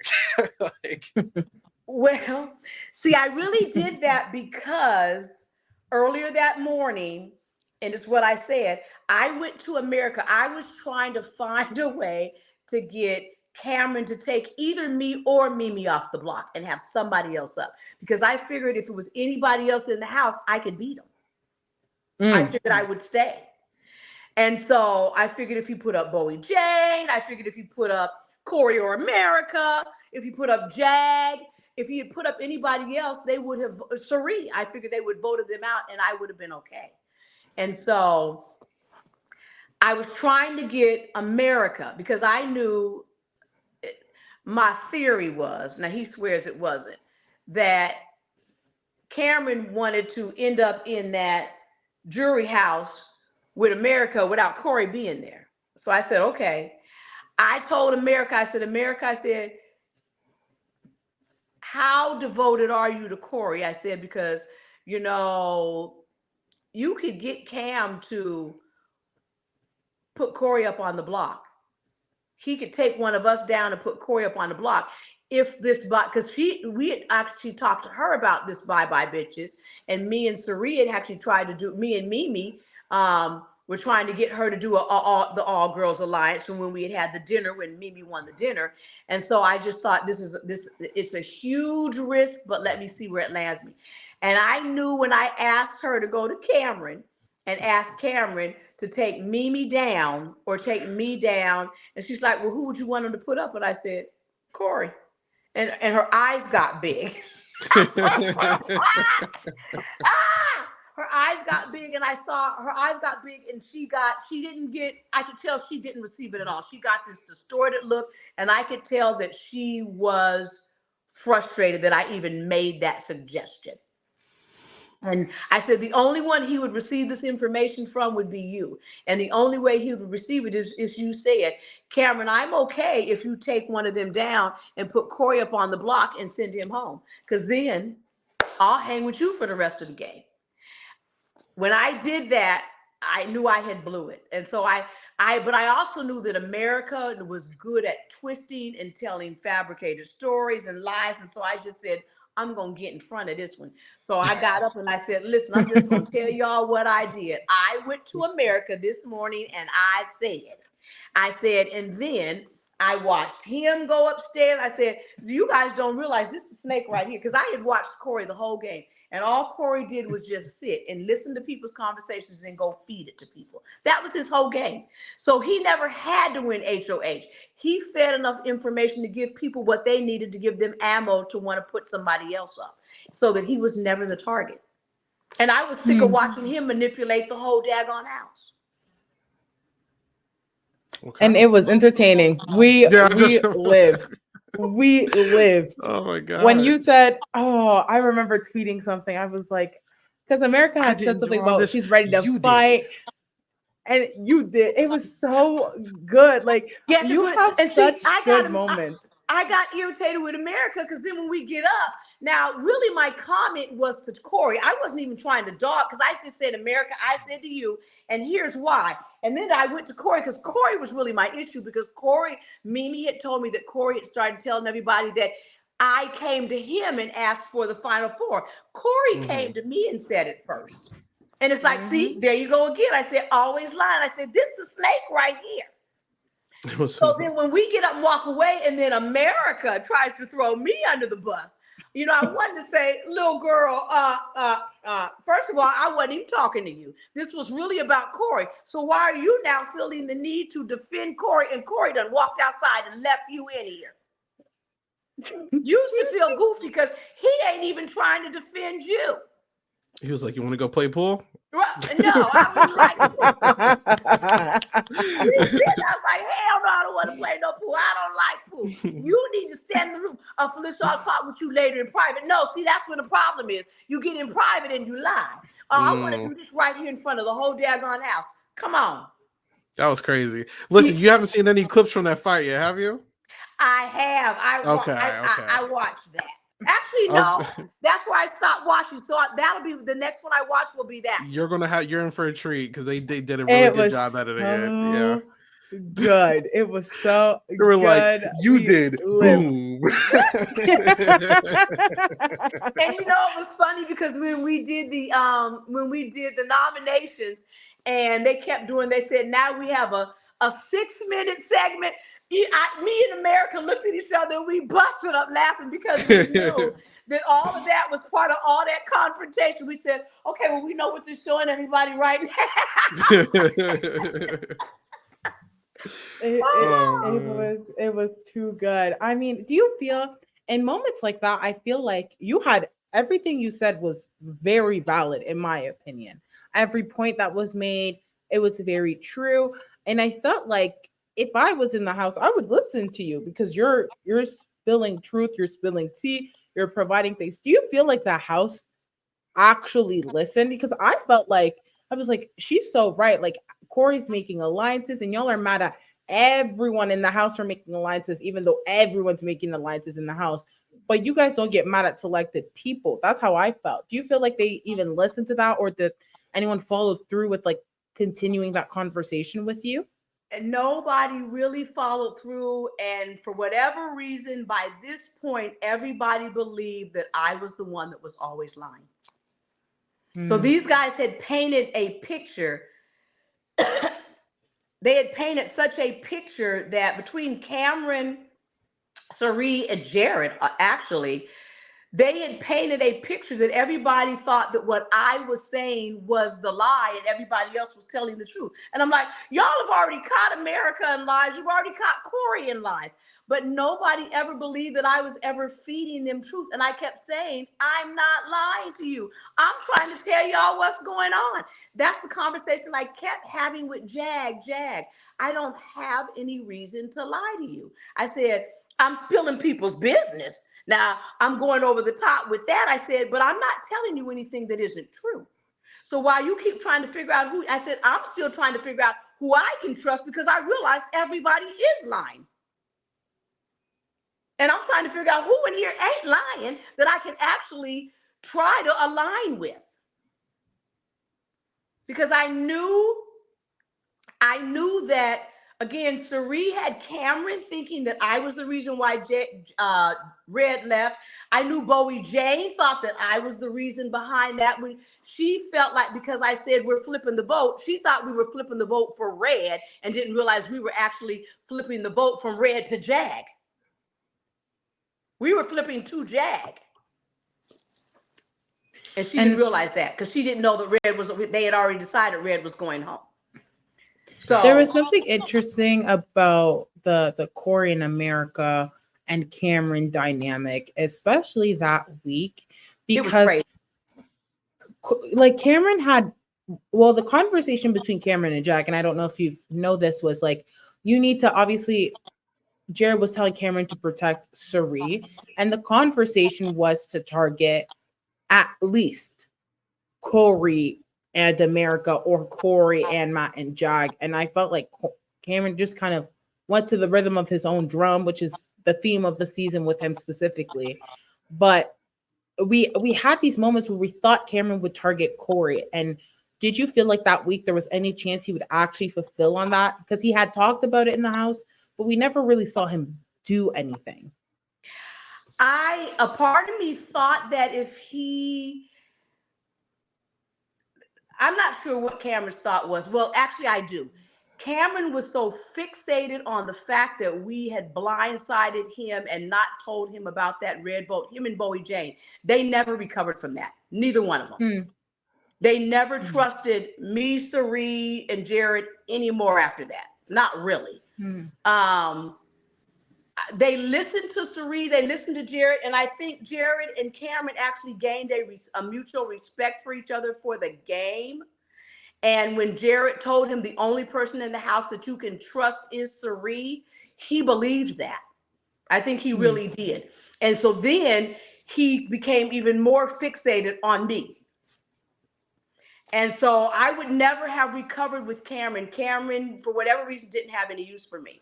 Because even on when we had the jury roundtable and I walked in and I was in there about 10 minutes or so, and Cameron just kept making sarcastic jags at me. And finally, I just said, stop it. I need you to stop all of that. I said, for whatever reason, this entire season, you decided you didn't like me. I said, and that's okay. I'm okay with that. I said, but what you don't realize is I was not the one that targeted Red. That was Sari and Jared. I said, and then I did to her. I said, tell him, Sari.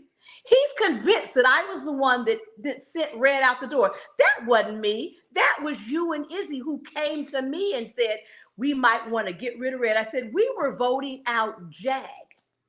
I said, Cameron, for whatever reason, you believe I took your best friend out the house. And you have hung your hat on that. And I said, Sari, when you going to tell him the truth? I have a lot of questions about that when we get to that point. Let's say it for the jury push. All right, so just moving on. So obviously Nicole, she's out. Last person not to make jury, and the jury phase has started. Like I said, it's going to kind of be straightforward. I don't expect a lot because it's the same 3 people winning every week. But like I said, if you got something to throw in there, obviously feel free. So Bowie, she's going to win her first HOH. And it was a tie against you. Yes. Oh my goodness. And then I do this ridiculous how many seconds. And you know what's crazy? Because when we were in sequestration, when we were sequestered, I had actually, and I said we didn't have a pen, but we did have a pen because we had to write down our numbers when we did our, we had to do a COVID test every day. We had to write down our time and sign it. And so that was the only, we didn't have any paper. So that was the only thing we could write on. So they had given us some painting, some water paints one day, and I flipped my board over, and something in me said, write down how many seconds are in a minute, an hour, a day, a week, a month, and a year. I had written it down on paper and memorized it. Something told me I needed to know that. And when they asked that question, even though I heard her say how many minutes, I heard seconds. And in my head, I was trying to calculate seconds, and then it threw me off. I'm like, seconds? Wait a minute, how do I calculate the seconds? And I just kept writing 60. So then I went to the 49,500 because that's how many seconds it was for the, what's the one? The competition that Cameron won. The hand on the I know what you're talking about. I don't pressure cooker. Pressure cooker. That was the answer for the pressure cooker. And when Julie kept saying, Felicia, we need an answer. Felicia, we need an answer. Something made me just write down, and I knew that wasn't the right answer. And I was so mad at myself. I'm like, Felicia, you had the wherewithal to write this down in the hotel room. And they asked you this very question, and you miss it. I wanted to slap myself. Listen, it's a better guess than like you weren't the one that, like, you and Bowie both submitted like last second. She put 27 and then added zeros. Like you guys both, I was like, she's so high, she's so low. Like, what's going on here? It was crazy. I was screaming at my TV. I was like, Felicia, no. Oh, like, we were all rooting for you. 6, we were all rooting if for I you. just written down 6,000, it was like, what are you doing? I It's all was right. that was probably the one HOH where I was so mad at myself. I got every question right and then missed that stupid thing at the end. Oh man, that killed Had me. you won HOH, who would you have put up that week? Um, that week, because Cameron was still in the house, if I'm correct at that time. Yes. Mhm. Yes, I McCall had probably just would gone. have put up Cameron and Bowie Jane. Okay. What a week that would have been. I probably would have put up Cameron and Bowie Jane, and if Bowie Jane or one of them had brought themselves down, honestly, I would have put up Jag. Got it. Well, unfortunately, that's not the future we got. We No. got Bowie win, and I would say if last week didn't solidify Bowie's allegiance to these two, I think this week definitely solidified Right. because she was working with Jag and Matt, but also with Cam, and And we knew it. everybody was saying put up Cam, and she was like, I don't want to put up Cam. And then you could tell like she started inching towards it since everyone kept saying it. She's like, I need a reason. If someone gives me a reason, then like I'll do it. But it wasn't until like I forget, I think it was who is it that brought something to him? It might have been Jag or Matt. I forget. But regardless, somebody brought something to Bowie that was like, all right, I can put Matt up, and the whole blind side happened. Once Cam hit touch that block, I was like, it's over. Like there was no chance. But obviously, Jag, who wins the veto, vetoes you. Yeah. I was curious, is this really one of the things that kind of made you want to work with him towards the end of the game? Yes. When I Okay. realized that Jag was showing me a little bit of some allegiance, some loyalty, and when he was willing to pull me off the block, he and I had actually started talking more and more. And when he pulled me down, that's when I started gaining more of a trust with him. And but what I also knew was that Jag was the head. So it's like I knew I had to get in with Jag because I knew Sari was closer to Matt, and she didn't have that same connection with Jag. I knew I had a better connection with Jag. So I said, if I can get Jag, if I can get in with Jag, I might be able to buy myself longevity in the game. Because I knew he was still going to continue to win comps. I knew that. And so when he was willing to take me off the block, it's like, okay, I got to start connecting with Jag more. I got to get in his corner or get him in my corner. Something. Got it. Okay. So obviously Cam sent out the house, and Jag wins the next week. Now Jag, Invisible HOH. invisible HOH. There you go. And it's interesting because And now I'm pissed again. I'm thinking, really? I was on the Yeah. block. So listen, I was on the block week 1, week 6, week 9, 10, 11, week 13 twice, and then went home on week 14. Now you know that's ridiculous. And it's crazy because I don't know if you know. So their strategy was like, let's get all the comp beast out, and then we can work with people who can be in all the competitions. And for them, they were like Bowie, you, and Sari. Like that was always their thing, right? And it really came down to the coming into this week that Jag was going to throw the HOH because they were trying to get Blue to win it to take a shot at America and Corey, but then everything happened and that didn't happen, obviously. But it's crazy because this is really like the first week looking at their games that like everyone in the house they're in line with. They're working with Sari in some fashion with Matt. They're working with you because Jag just saved you. America and Corey want to go to the end with them allegedly. And Blue, now that Jared's out, is like loyal to them. And then Bowie's working. Everyone's working with these people, so someone's going to feel betrayed. Yes, and unfortunately, you did catch a strike with the visible nominee. You and Blue were both on the block, and not only was this invisible HOH, but there were 2 vetoes, and they were trying to send Blue out originally. You were unfortunately just like the Pawn Star, but the vetoes got used because they found out that all this foolishness was going on because Blue ratted America out, and it just like they're like, all right, let's get him out of here. So you and Blue are safe, and America and Corey are finally thrown on the block. What's going on in your perspective this entire week? Because like all these twists are being thrown around, all these people are like vetoes. Like, what's going on for you? Well, I mean, this was a crazy week too. The invisible HOH, and again, this is the week where I go up to Jag and Corey because I knew one of them was the HOH. No matter how you looked at it, I knew it wasn't me, it wasn't Sheree, it wasn't Bowie Jane. It's like one of you two is the invisible HOH. The nominations kind of told you who it was. You could kind of figure it out just based on who got nominated. So when me and Blue got nominated, I knew it was Jag or Corey. That's why I just went up to him. Okay, so which one of you guys is the HOH and what's your plan? What's really the plan? The best, one of my favorite moments that season. One of my favorite moments. It was so true. Corey looked at you confused. I was like, Corey, you should know as well. Look at the nominations. Look at the facts in front of you. Come on now. Like Jackson there in silence. Corey's talking. It was ridiculous. You ate that up. That really, truly amazing moment. Amazing. I think what shocked them a lot is because a lot of times I would just come up and say something. They're like, oh my God, I can't believe she just asked that. Yes, I did. What is your plan? and eight. It was phenomenal.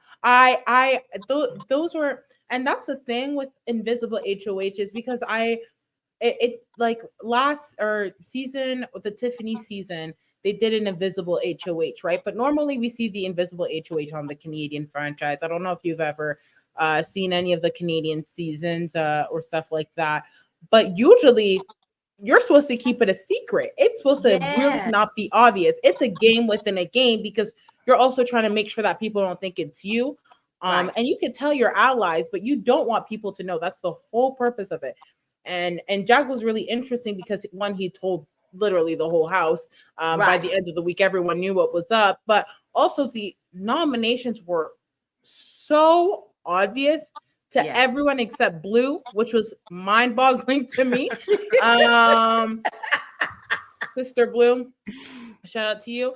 So I was glad that you went and you took that initiative and you said, what's the plan? Because I think the invisible HOH week is a week where you can do a big move. And not to discredit you, but there were much bigger targets at that point. That's why I was so upset. And I'm like, you guys have this opportunity to make a huge move and you put up me and Blue. That's what kept irritating me. Cameron, you still got Matt and Jag in the house and you put up me and Mimi. Jag, you make invisible HOH and you put up me and Blue. What are you doing? What is everybody doing? It was just crazy to me. Nobody was willing to make big moves. I'm like, I can't be the big move. Yeah.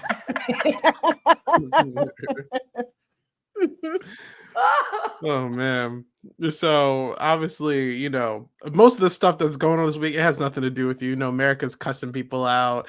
Everyone's like trying to figure out what's going. You're chilling. You and Sheree are doing your thing. Corey sent home. Okay. So we got the next week, and like we said, Jag was able to compete again, which is mind-blowing. Now that was bad too. People didn't like that either. Yeah. They never should have let him be able to compete that next week. So I really believe, a lot of times it has the appearance that it's almost like you have people that you want to get further in the game. Yeah. Yeah. And he was going to throw it, ended up winning it, and he throws up Blue in America, which is wild because, like I said, like Blue, you just found out they were going to nominate you. You get saved because of the veto twist, and then he throws you on the block again, and we see Blue go 4-0 and America stays. And some people can say like, oh, Blue was like tighter with like Felicia and Sheree, but I don't really think that. I think she was really close with Sheree, but she was also really close with Jag and Matt. So somehow everybody at this point got convinced that I had a final two with Blue. I don't know where that came. Yeah. That just rose up out of I don't know where.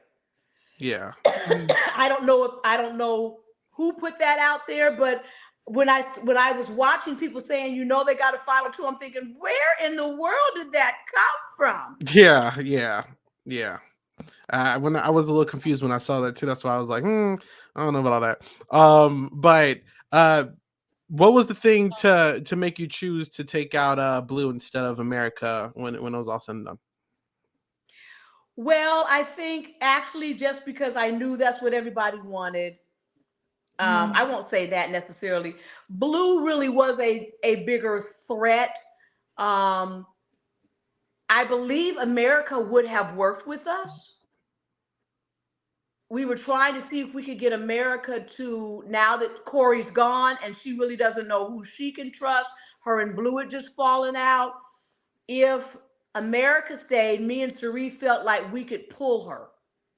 Mm-hmm. We really felt like we could pull her because now she doesn't trust Jag and Matt. Corey's gone. And so we figured, okay, this might be our opportunity to get America on our side. Now, we weren't sure what her relationship still really was with Bowie Jane. And we, even though I trusted Blue, I didn't trust Blue because I knew Blue started with Matt and Jag. And so I didn't believe that we were going to be able to break that barrier, even though Blue did say that she was willing to put up Matt and Jag. But would she have really done it? Who knows? I do think that taking out Blue over America is the smarter move because Right. obviously America was so against Jag and Matt at that point because Right. they just betrayed them. So I think it makes the most sense. And even though Blue was close, you guys just said, so like she was close to Jag as well, so Yeah. I do agree with that. But this is also a double eviction where Bowie wins another quiz Yes. competition again. And listen, that I'm so sorry for anyone watching it. The tail end of this podcast might be a little dry because it's a lot of the same it's thing. rough. It's rough. She wins HOH, Matt wins veto. You in America on the Block, obviously America was going to go because the entire chaos. I don't know if there's really much you can speak on, but actually no, there is something. So obviously when the nominations were all said and done, instead of talking to like Matt or Jag who are voting, I do remember that she pulled aside Bowie Jane, I believe, while America, who did she pull aside? America pulled aside one person, you pulled aside, I believe, Bowie Jane, and then Matt and Jag were just in the living room, kind of just like celebrating, Suri. obviously. Did you know, Suri, thank you. Did you know that you were going to stay, or were you just like, I'm going to pitch to Bowie instead of the other two? I had the feeling that I was going to stay, but again, Jag had shocked me by voting out Blue before he voted out America. I didn't, when Sheree first told me that she thought that was his plan, I said, oh no, he wouldn't do that. Now that I've watched back, I realized that Sheree was in on this plan.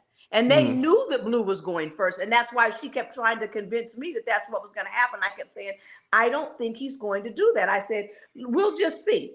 And when I realized that's what his plan was, it's like, oh, okay. Now he's been with Blue since day one. So if he's willing to vote out Blue before America, then even though they're saying I'm safe, heck, they might be trying to get rid of me because they figure they can beat America because nobody's going to pick America to win.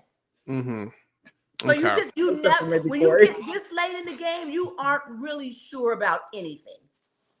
Now, so I will say this, Felicia, and this is moving on to next week because Matt, like I said, Matt wins HOH. He nominates you and Suri, and Jag wins veto. Cool.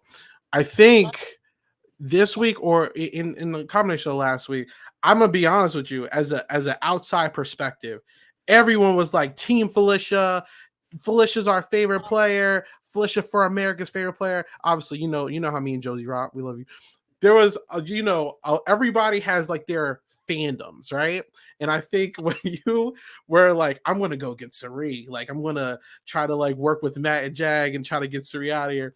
I think a lot of people who are like in that, specifically the Survivor fans, they're like, boo, Felicia, I can't believe Felicia's going after our girl. And like they turn on you. I think you were like obviously seeing who wins America's favorite player, I don't really know this anymore, but I think you would have been in the running for like the AFP had it not been for that round, not like it matters, you want to get the win regardless, right? But but yeah, like I was curious. So what was it that like what was the switch that was like, okay, you know what? Like it's time to go after Suri instead of Matt, Jag, and Bowie who are like really winning everything.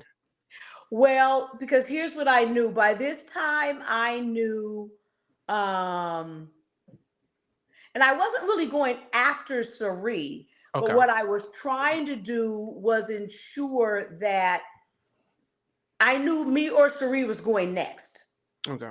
without a shadow of a doubt. And so I knew that if I didn't do something, I would go before Sari because I had watched them. Remember, we just had this veto competition where Sari, Matt, and Jag were coming after me. Bowie Jane was the HOH, so she couldn't play. So I realized that I had to do something to Jag to make him target Sari before he targeted me. And that was my only hope because I knew the three of them weren't going to get rid of the three of them. Deep down, I was hoping that I could get Jag to carry me to get rid of Bowie Jane. And because I thought we were going to have the final four. So I was irritated when I realized that Jag didn't hold up his bargain with the final four. That really pissed me and Sari off. So it's like, so you guys just used us to get what you wanted. And now that we're down to 5, you had no intention of keeping us as a final four. Now, Sari knew that they had a 5 and knew they had a threesome. I didn't know that. So trust me, Sari was going to help them vote me out. She was banking on them voting me out. In fact, she was hoping Matt was going to put up me and Bowie Jane and then vote me out because she knew they weren't going to vote out Bowie Jane. Got it. So now I'm in survival mode because again, I knew Sari was closer to Matt and I knew I was closer to Jag. So I had to do something to solidify Jag's trust so that he would keep me. And that's when I had to tell him, listen, Sari and Sari did tell me that Matt had come to her and said he was now considering putting Jag up. Sari told me that. Now, I don't know if she was lying or not, but she told me he said it. And then Matt said it to me, sitting in the comic room. So I just politely let Jag know. Okay. Listen, you need to know that if push comes to shove, I said, Sari's not going to put you up, but she's going to convince Bowie Jane or she's going to convince Matt to put you up. She's never going to do it. And I was telling the truth. And would you say that's also why you told him about the Blue, like Sari telling Blue that she was going to go home, basically? Exactly. Okay. I knew I had to give him enough ammo for him to now say, oh, because the one thing I knew about Jag, the minute he knew you were targeting him, you became his target and he was going to put you out before you put him out. So I knew that once I did that, he was going to go after Blue and he knew Blue was probably going to put him up. And then he would go after Sari. I needed to make sure he went after them before he came after me. Okay. And this was also interesting for feeds because you're starting to see like Jag and Matt kind of like go back and forth of like who are we going to keep around because like Sari's his girl, Bowie and you is Jag's girl, so it was like a little inward turmoil at this point, but okay. And and I really do think that Matt was seriously contemplating. I believe Matt was seriously contemplating putting Jag and Bowie up and keeping Sari and taking Sari. I do believe he was really considering that. Now, me and Matt also talked about us too going to the final end as the what were we calling ourselves? We were the we had a name that we called the underdogs. Because people always looked at him as an underdog because of his disability, and people always looked at me as an underdog because of my age. We had talked about this from the Izzy vote, and it was something that only he and I ever talked about, never said it to anybody else.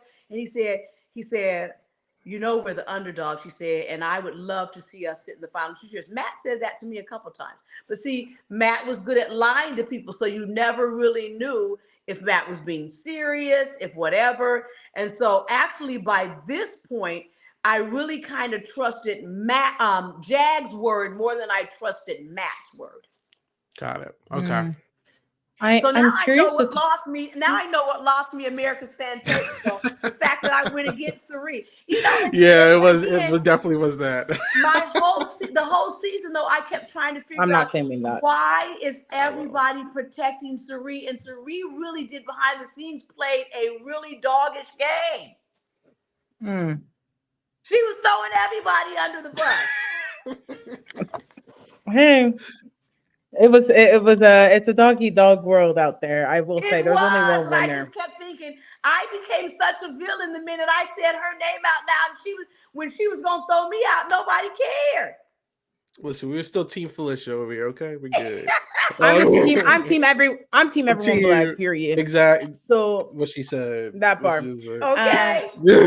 And again, this is I straight game talk. This is straight game talk. So this ain't Absolutely personal. no, no. But We absolutely. just chatting. I We think just that's We why chatting. always talk I game. kept getting offended in the household because I kept thinking, why is everybody, even after they found out the stuff, the lies that was told with Sari and Jared, and kept catching them in this stuff, still everybody still jumped right back on that Sari bandwagon. And Yeah. I couldn't get it. But I think a lot of it again was that Survivor something. Yeah, literally everyone. I've never seen it this rabid. Maybe last year, but this year too. Like everyone just had like crazy fan bases, like every single player. So I'm like, you're good. But go ahead, Josie. I wanted to talk about something. I mean, we Suri goes this week, we know, and I think you played a role in planting seeds, but everyone plants seeds about everyone, right? But I wanted to talk about the treatment you received in this final five, final four. Yeah. At least with Suri, you guys were alone together. You guys Right. were isolated, but you guys were together. And Right. obviously, there was some camaraderie, there was some working together, and towards the end game. But Suri does get evicted, and then you also just become isolated by yourself. It was very frustrating. I'm going to be really honest. I'm like tearing up low key, but it was very frustrating to watch. How you guys just almost became like not even like people. And I'm not going to make claims for you. That's just how it looked like Oh to no, me and a that's few other exactly how we people. felt. It became very apparent that they were almost like, we ain't got no use for you guys no more. You just here because you're just five people. And so one of you's going this week, and then one of you's going next week, and then bam, and then it's the three of us. And that's why I don't know if you remember the scene where I went in the kitchen and I stood in the kitchen because I got pissed off. Me and so we were back there talking, and I said, it's really shameful because I even think about the last time they gave us the wine, and there was the five of us. And Hmm. Bowie Jane had a bottle of wine, and Yeah. Matt had a bottle of wine. Yeah. And they gave us a bottle of wine for the five of us to share. And instead of them saying, you two take that bottle of wine because we still have two bottles of wine. No, they split that bottle of wine five ways, and we each got this much wine. And then they went upstairs and drank the other two bottles of wine amongst the three of them. And we sat there and said, who is that selfish? Who is that deliberately demeaning to people? And we kept thinking, what is it with you guys? So you showing us now who you really are? And even though me and Sari had our something, we still had a connection. And still to this day, I still look at Sari as at least a friend in the house. We haven't talked since we've left the house. I'm just going to Mm. say that up front. And I'm not sure if and when we will. That's here nor there, but we still had a genuine, we tried to cover each other and take care of each other when we were in there because we saw the chaos. We still saw that something that you always see. And we talked about it in there in depth quite a few times. In fact, I'll be honest, I got asked to not make certain comments because I said if Jared goes home and then Mimi goes home and then I go home, and then I said, if they put us on and I see two of us, three of us going to run, I said, I'm going to have to just say something. I'm going to call the whole house in the living room and I'm going to say something. And I got asked to shut that down because I knew what I was seeing. I'm just being real. I knew what I was seeing. And so when we got down to where it was the five of us, I got up from the comic room. Me and Sue was back there talking, saying, this is really shameful how they doing us. They just gonna hang out upstairs and act like we ain't even in the house no more. And so I went into the kitchen and Jag, Matt, and Bowie Jane were in there. And I stood there for probably 30 minutes, 20, 30 minutes, and they didn't say nothing to me. I mentioned to Matt that the pineapple that was on the table was still there and he either needed to put it in the refrigerator or throw it away. And then they just kind of worked around me, talked around me. They were fixing themselves pizza and stuff, never said a word to me. And then when Bowie Jane left actually Bowie Jane got a smirk on her face and she started smiling. And I looked and I said, "What's so funny, Bowie Jane?" And she said, "Huh?" I said, "What's so funny?" Because I knew she was laughing because I was standing there at that table, that counter, and they were ignoring me. And so she said, "Oh no, I was just laughing because food was spilling out of my mouth, and I felt silly because my food was spilling." I said, "Oh, okay." So then she got up and she went outside, and then Matt followed her outside, and then that's when I looked at Jag and I said, "Jag," "What's going on?" He said, "What are you talking about?" I said, "Don't act like you don't know what I'm talking about." I said, "What you guys are doing in here now," I said, "is ridiculous." I said, "There's 5 of us in the house. The house done got real big because there's only 5 of us." I said, "And you would think that the last 5 people should be able to come together and really enjoy each other in this moment." I said, "And you guys are deliberately isolating us." I said, "Now, I didn't think that was who you were." I said, "And I know what I'm saying." "I'm really sorry. What are you talking about? I was just cooking." I said, "Stop it. I know what I'm seeing." So we had a conversation. He apologized. He did. He went outside. He apologized to Sari. And then he told them that, now he says to me, he told them he thought they needed to do better. I haven't seen the episode. I don't know what happened. I don't know what was really said. I don't know what was said upstairs. But then, I asked him, I said, "So there's 5 of us." I said, "So when one of us leaves tonight, tomorrow," I said, "then what you gonna do with the person that's left here by themselves? You guys just gonna stay upstairs and leave that 4th person in the house by themselves? Is that what you're gonna do?" Because I was already knowing what was gonna happen. And that's exactly what they did. Now here's my theory, another theory, and I'm sticking to it. So we went home Thursday. I think it was either Friday or Saturday where they said they needed to close the HOH room because there was something that they needed to do and the HO room was going to be closed for an hour or 2. They ended up keeping the HOH room closed for about 8 or 9 hours. I personally think they did that deliberately to force them to come downstairs. Okay. Because I think they saw what everybody saw too. Okay. And they I mean, we a were way calling it out. Yeah. I It also was not called the out best what I look. saw. And I think that's part of what pissed them off. Because when I saw stuff that I just, so what's going on? Because Right. I know what I'm seeing. I'm And curious, did you know about the conversations that were had in the HOH room about the plan to isolate you guys and pressure you guys and make you feel the way you did? I did not until afterwards. Dwayne, my husband, told me. Okay, because he was mad. He said there were several times where that's why he didn't want Matt or Jag or Boy Jane to end up in the end. And he really just kind of had ill feelings because he saw all of this and heard all this. Well, of course, we didn't see this and hear it. So we didn't know that it was something they were deliberately doing. Well, I knew it was something they were doing, but I didn't know they actually had conversations and said, "Let's do this." okay. Yeah. But I will say this too, in defense of at least Jag. Jag has come to me, and he even called me. We've talked about it twice, and he's Okay. called me to apologize, Okay. to say that, Thank goodness. I do realize that what we did was wrong. He said, and I want to take ownership of that. I can't speak for anybody else, he said, but the fact that you felt that we did that, he said, and that we did that, he said, I want to actually apologize to you. So he has. Matt told me on finale night, he actually, or the couple days later, or that weekend, he apologized to me and just said, "I just want to apologize, for, kind of stuff that happened the last couple of days." He didn't really go into depth. He just kind of said that. Bowie Jane never said a word. And I haven't talked to her since it was over.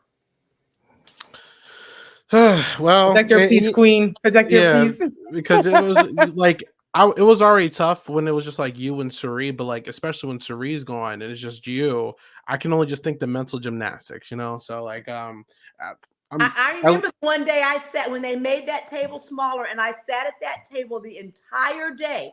I got yeah. up, made my cup of tea, made myself. I sat at that table the entire day and played solitaire at that table, and they only came downstairs to eat. What I needed you to do is stop cooking for him because I was just like, bro, We like wanted you to stop I cooking for need you them. to We were stop cooking for them, so bro. sick. We said, if you Yeah, guys are not going to talk to them, you will not be yeah, getting a plate it's from killing me. them. Okay? I know, I I sick. know, and Sari even said, "You cooking for them?" I said, "You know what?" I said, God don't like ugly. I said, if that's Yeah, who they are, okay. I said, but I'm going to continue to do me. I said, and I've Mm. cooked. When I cooked, I've cooked for the house every time I've cooked, and I'm going to continue doing what I do. I said, I can't worry about what they do. I said, because people see them. I said, so that's on them. yeah. That speaks to your So character, truly. and unfortunately, you know, you do get eliminated. Fourth place, amazing, obviously. Um, obviously, don't want you to get in trouble, so don't talk about anything you're not supposed to talk about. But whatever you're allowed to talk about. Okay. Jury, obviously, from what we've heard, and we spoke about it faintly, like earlier, but like they said we did not see everything with jury, and it was like pretty heat, like it was big. Like I don't know what you want Dr. to Will talk said it about. was one of the, That's what he said. what was it? He said one of the messiest or like the best because everyone Yeah, like was just going at it. So we were expecting so much on the show, yeah, yeah. like the jury segment. But how was that for you? Because you just walked in. You hadn't, been able to decompress a little bit because you come in and now you have to rehash everything from this jury point. So how was that for you? What was your mentality going into it? Were you trying to advocate for a specific person going into the house? Like how are you feeling? Well, first, I was actually shocked because I didn't realize I wasn't going to the jury house. So I Mm. left and went Oh. to the hotel, not realizing that. I'm like, what? I don't get to go to the house. And they said, no, because they're all coming out of the house tomorrow and all going to the hotel. So you just going straight to the hotel. It's like, no. It's like, I at least wanted to see the house. Yeah. So then I Mm. come in straight for the jury roundtable. And so that's when they realized I think they were actually hoping it was gonna be one of those other guys because they just thought that somebody's gonna have the courage to sit one of them and no, they didn't. Um so when we got in there, it was really more heated discussion around again.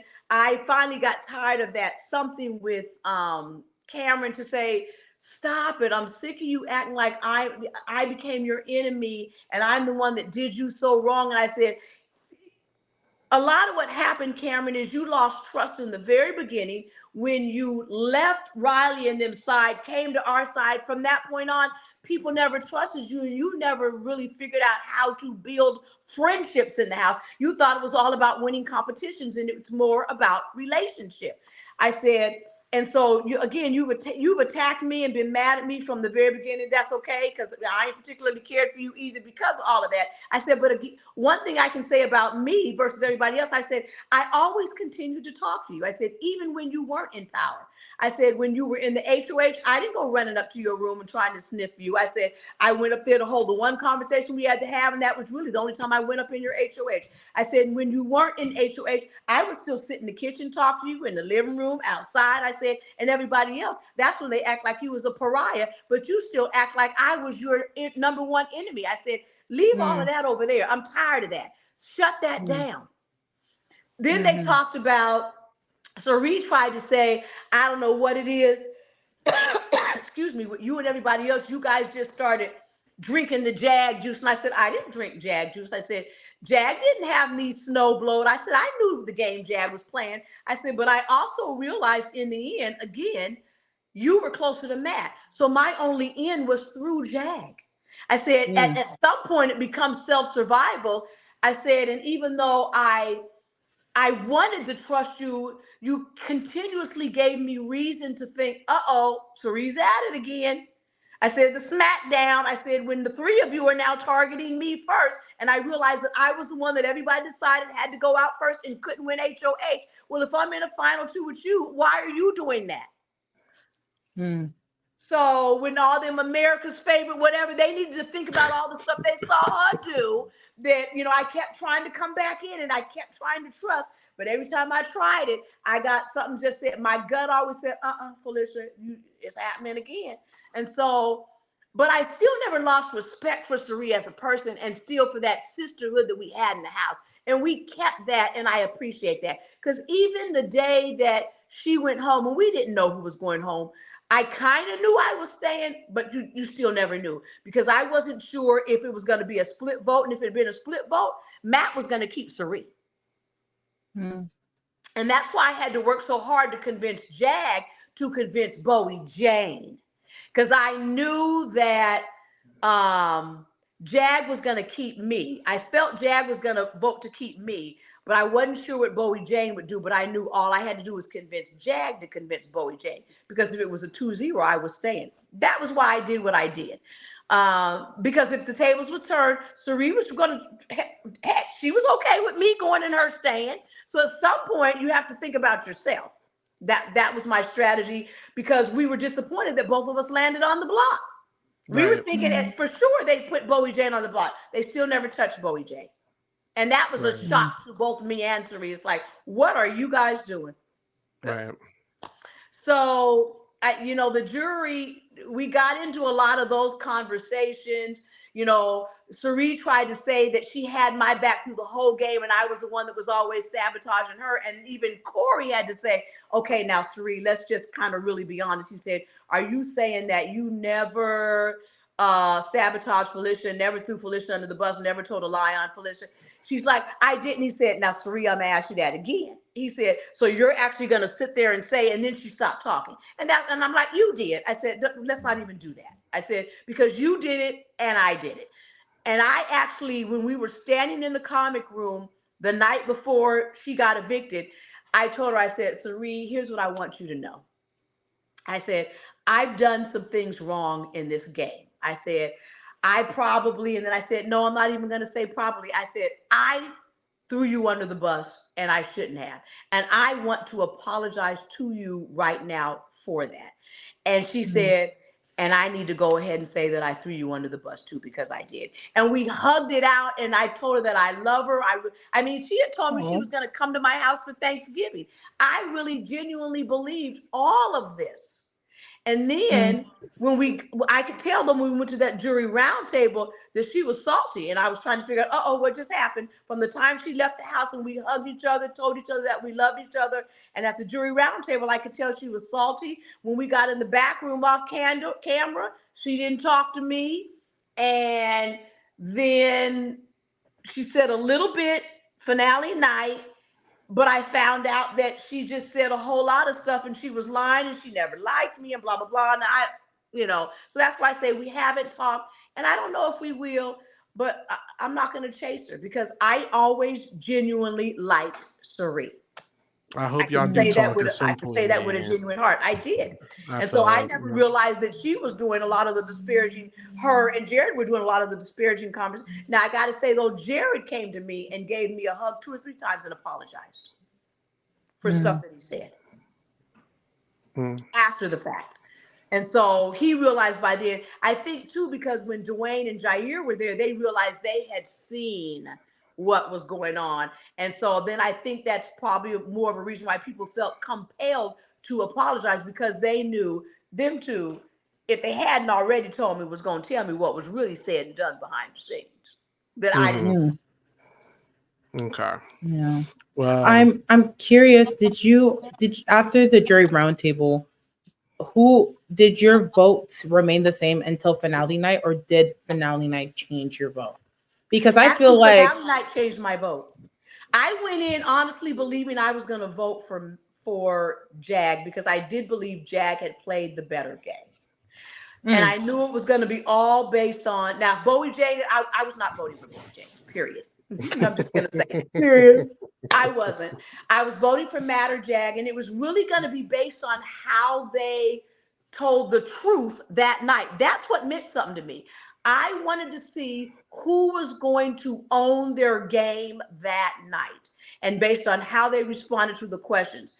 I honestly had planned, though, mentally, I was more leaning towards Jag because I did feel like he was the one that was running that side of the house and was running that game. Um, but when he talked, so I don't know, in my mind, he kind of belittled Matt. I knew Matt wasn't going to be able to have an argument as strong as Jags because I just knew that Jag was going to be a better presenter than Matt. I already had kind of presumed that. I was hoping Matt was going to be able to sell himself better and take ownership for some stuff. But Matt was still trying to play the we team game. And when Jag got up there and said, listen, I ran this whole season. I had everybody's blood on my hand, and I'm the one that made you go out the door. That didn't sit well with me, and that's what made me give Matt my vote. Gotcha. There was people who were wondering if that was going to rub people the wrong way. I'm glad you said. I had no idea. That's interesting. Yeah. Okay. For the other five, I guess they thought, okay, wow, pal, you said it. But I don't know. I just think he didn't have to go in that deep because everybody knew what he had done. And so it was almost like then he just then he threw Matt under the bus. Right. But I guess it's $750,000. So yeah. I mean, we've been having conversations all season long. We've been covering this season. And a big thing for me personally, I was like, well, once you're evicted, you don't deserve the money. That the whole point of Big Brother is to not be evicted. And I had made a statement. I had said the only way for me that Jag has a fighting chance is against Cameron because he as well was evicted. Right. And I was curious how much of a factor did that play into your jury roundtable? Because to me, it's like you've already lost the game point blank in the period. Like if you're here and you haven't been evicted, you merit to win more than the next person. I know that's a hot take. There have been discussions and essays written on the Twitter timeline. I get it. It's a hot take, but that's how I felt. That was a big discussion at the jury roundtable. That was a big discussion. How do you give Jag the vote? And he actually got a 10-0 vote and got evicted and got brought back by Matt. But again, Matt never even brought that up. Matt didn't sell himself. Matt should have said the only reason why Jag made it to the end was because I saved him in the path to power. I think if Matt had said that out loud, he might have gotten 4 votes. But he didn't ever take ownership for what he did. He never said, here's what I decided to do. Here's the move I made. And when he didn't even bring up the fact that he saved Jag in that path to power. Right. That's why the rest of them gave Jag that vote. Yeah, it was, I'm not going to lie, it was on the speech side, probably one of the weaker jury performances, unfortunately, because I'm going to be honest, a majority of the people coming in was like, Matt is going to destroy Jag in this. Oh, yeah. I swore that if Matt sat in that chair next to Jag, he would win because his social game was so much better. But Matt did not sell. When he got in there, he didn't answer the questions to sell himself. He did not make you believe he deserved the $750,000. Right. Okay. That's why I wanted to sit in the final 2 chairs. I said, oh, don't let me sit in the final 2 chairs, even though I only won HOH one time. Oh, I can out-talk Jag, Matt, and all the rest of them. Yes. I'll get the vote if you let me sit in the chair. I believe you. I really thought you could have won. I was sick. Oh, man. So, obviously, Jag, he's named the winner. And the game's over, right? So I guess here's some of our closing questions. So obviously, did you go straight home after you got out the game, or were you out in LA like everyone else? Okay. My husband and son came, and I said, please let them come. Now, I knew my husband was going to come. I was surprised my son came because I didn't know if he was going to be able to get off work. So it was so exciting. In fact, they came, and we stayed until Sunday. Okay. So we stayed. We went to the basically finale night party that was held, and then we were there, and then Friday night went to another something, and then Blue had a party at her mom's restaurant. That was really nice. She had a dinner, and her mom cooked a fabulous Korean barbecue. Oh, it was fabulous. Shout out to Blue. And we had a good time. And then Saturday we actually all met someplace. We met down at the restaurant or a bar or whatever down there in Los Angeles. It was eatery place, and we still had a good time. Everybody didn't show up for that. And then the rest of the day, and then Sunday we were on our own. So, but we stayed till Sunday and then came home. Okay, who are you like close with? Like, who are you still talk to like frequently? Actually, like I said, I've talked to Jack more than anybody. I Okay. really Oh. have. I talk to him probably once a week. I'm either like I just chatted him the other day to ask him a question, text him, but I've actually talked to him on the phone like 3 times. I did a live. I got on a live something that him and actually it was just him. I got on a live something with him and we did a something for about 15, 20 minutes. And so yeah, surprisingly, like I said, I really did genuinely like everybody in the house. And so I realized that, you always have the villains and all of that, and people play these roles in the house. So I didn't really take any of this stuff personal, where I figured that once we got out the house, I was going to hold it. And so, yeah, I mean, I've chatted with Blue. In fact, Blue called me. We've talked. And in fact, she was calling me, I think, from Hawaii. And so, yep, I've talked to Blue. I've talked to Mimi a couple times. Mimi is probably the one I'm actually genuinely the closest to. That's good. Mm. Yes. In We fact, just had her on. Shout out to her. yeah, she's one where I know I will see again.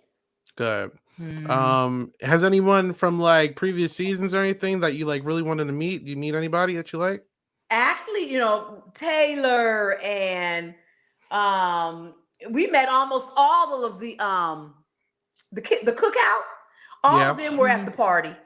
So Okay. met them, met Joseph. I met and I can't think of his name now, and this is really terrible. He was in Big Brother 2, I think. Oh, So one of the old first players. In fact, I have a picture Jason? of him on my Instagram. I'll have to look at it. Yeah, Interesting. I'm in a picture with him and Taylor on my Instagram. Cool. But I've had the opportunity. In fact, I just I chatted with somebody from 2023, the 2024 season, 2023 season.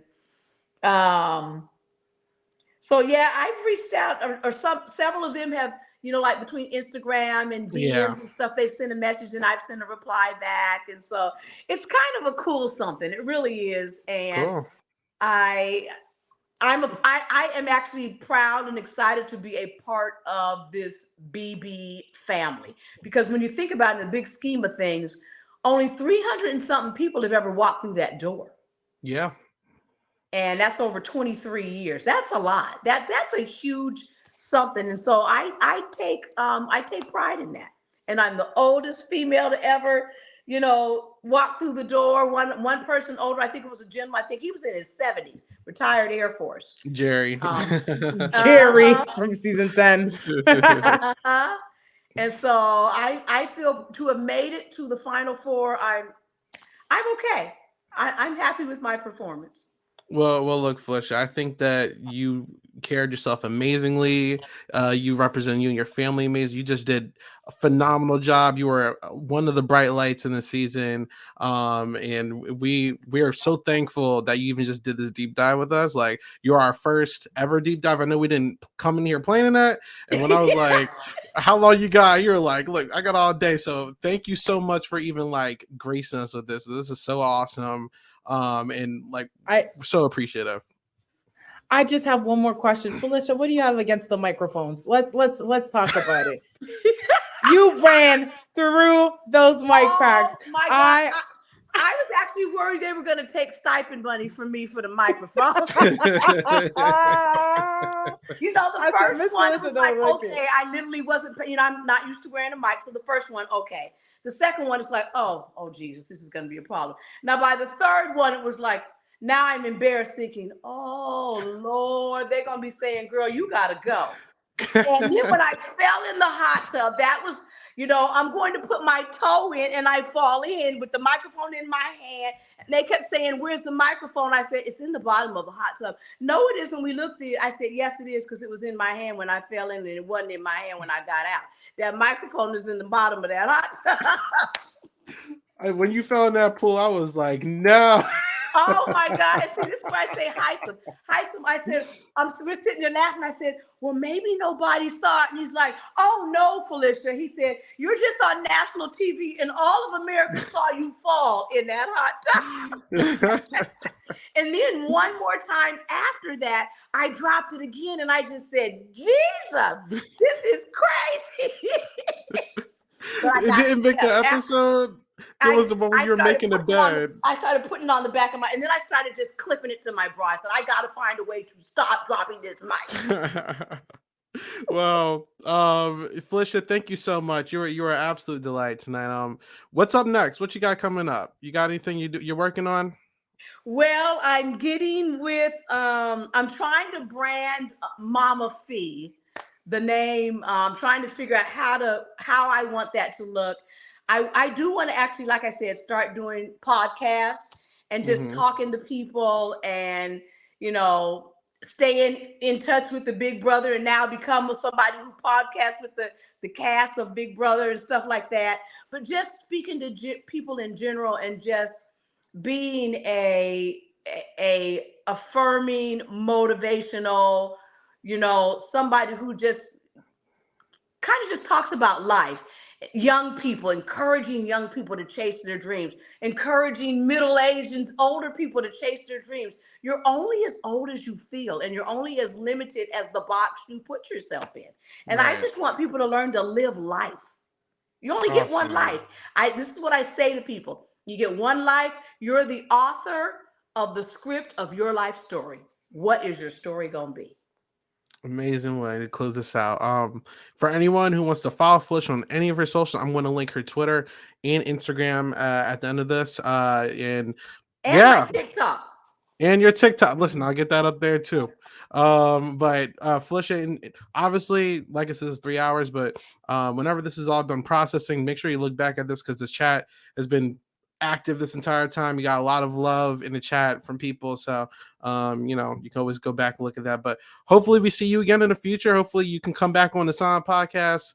We would love to have you back anytime. And like I said before we went live, you got any questions with all this, you got my email now so you can reach out. But I yeah. thank you guys, and I appreciate you giving me the opportunity to tell my perspective of what happened this season. And it was an experience, one I will never forget, and I look forward to whatever opportunity comes on the backside. And I still just want to though continue to do me. My family always comes first. God, family, all of that is first, and then everything else is like the icing on the cake. So this is just another piece of my life, but I love life and I believe in living life to the fullest. So good luck to you guys in all your endeavors. And I thank you for your time. Now, will I be able to, you said you'll upload this and send it to me where I'll be able I'm to gonna see? upload it and I'm gonna send everything to you. I'm gonna send everything to you in your email. I got you. I got you. Thank you. I All right. appreciate it. Smooches to you guys. Have a good night. Have a fabulous, wonderful, beautiful Christmas. Show some love to people. Do something for somebody less fortunate and enjoy family because tomorrow isn't promised. All right. And with that, that has been our deep dive with Felicia. I'm gonna fix the title because this is definitely a deep dive. It's not an interview anymore. But until the next stream, have a good one, guys. Bye.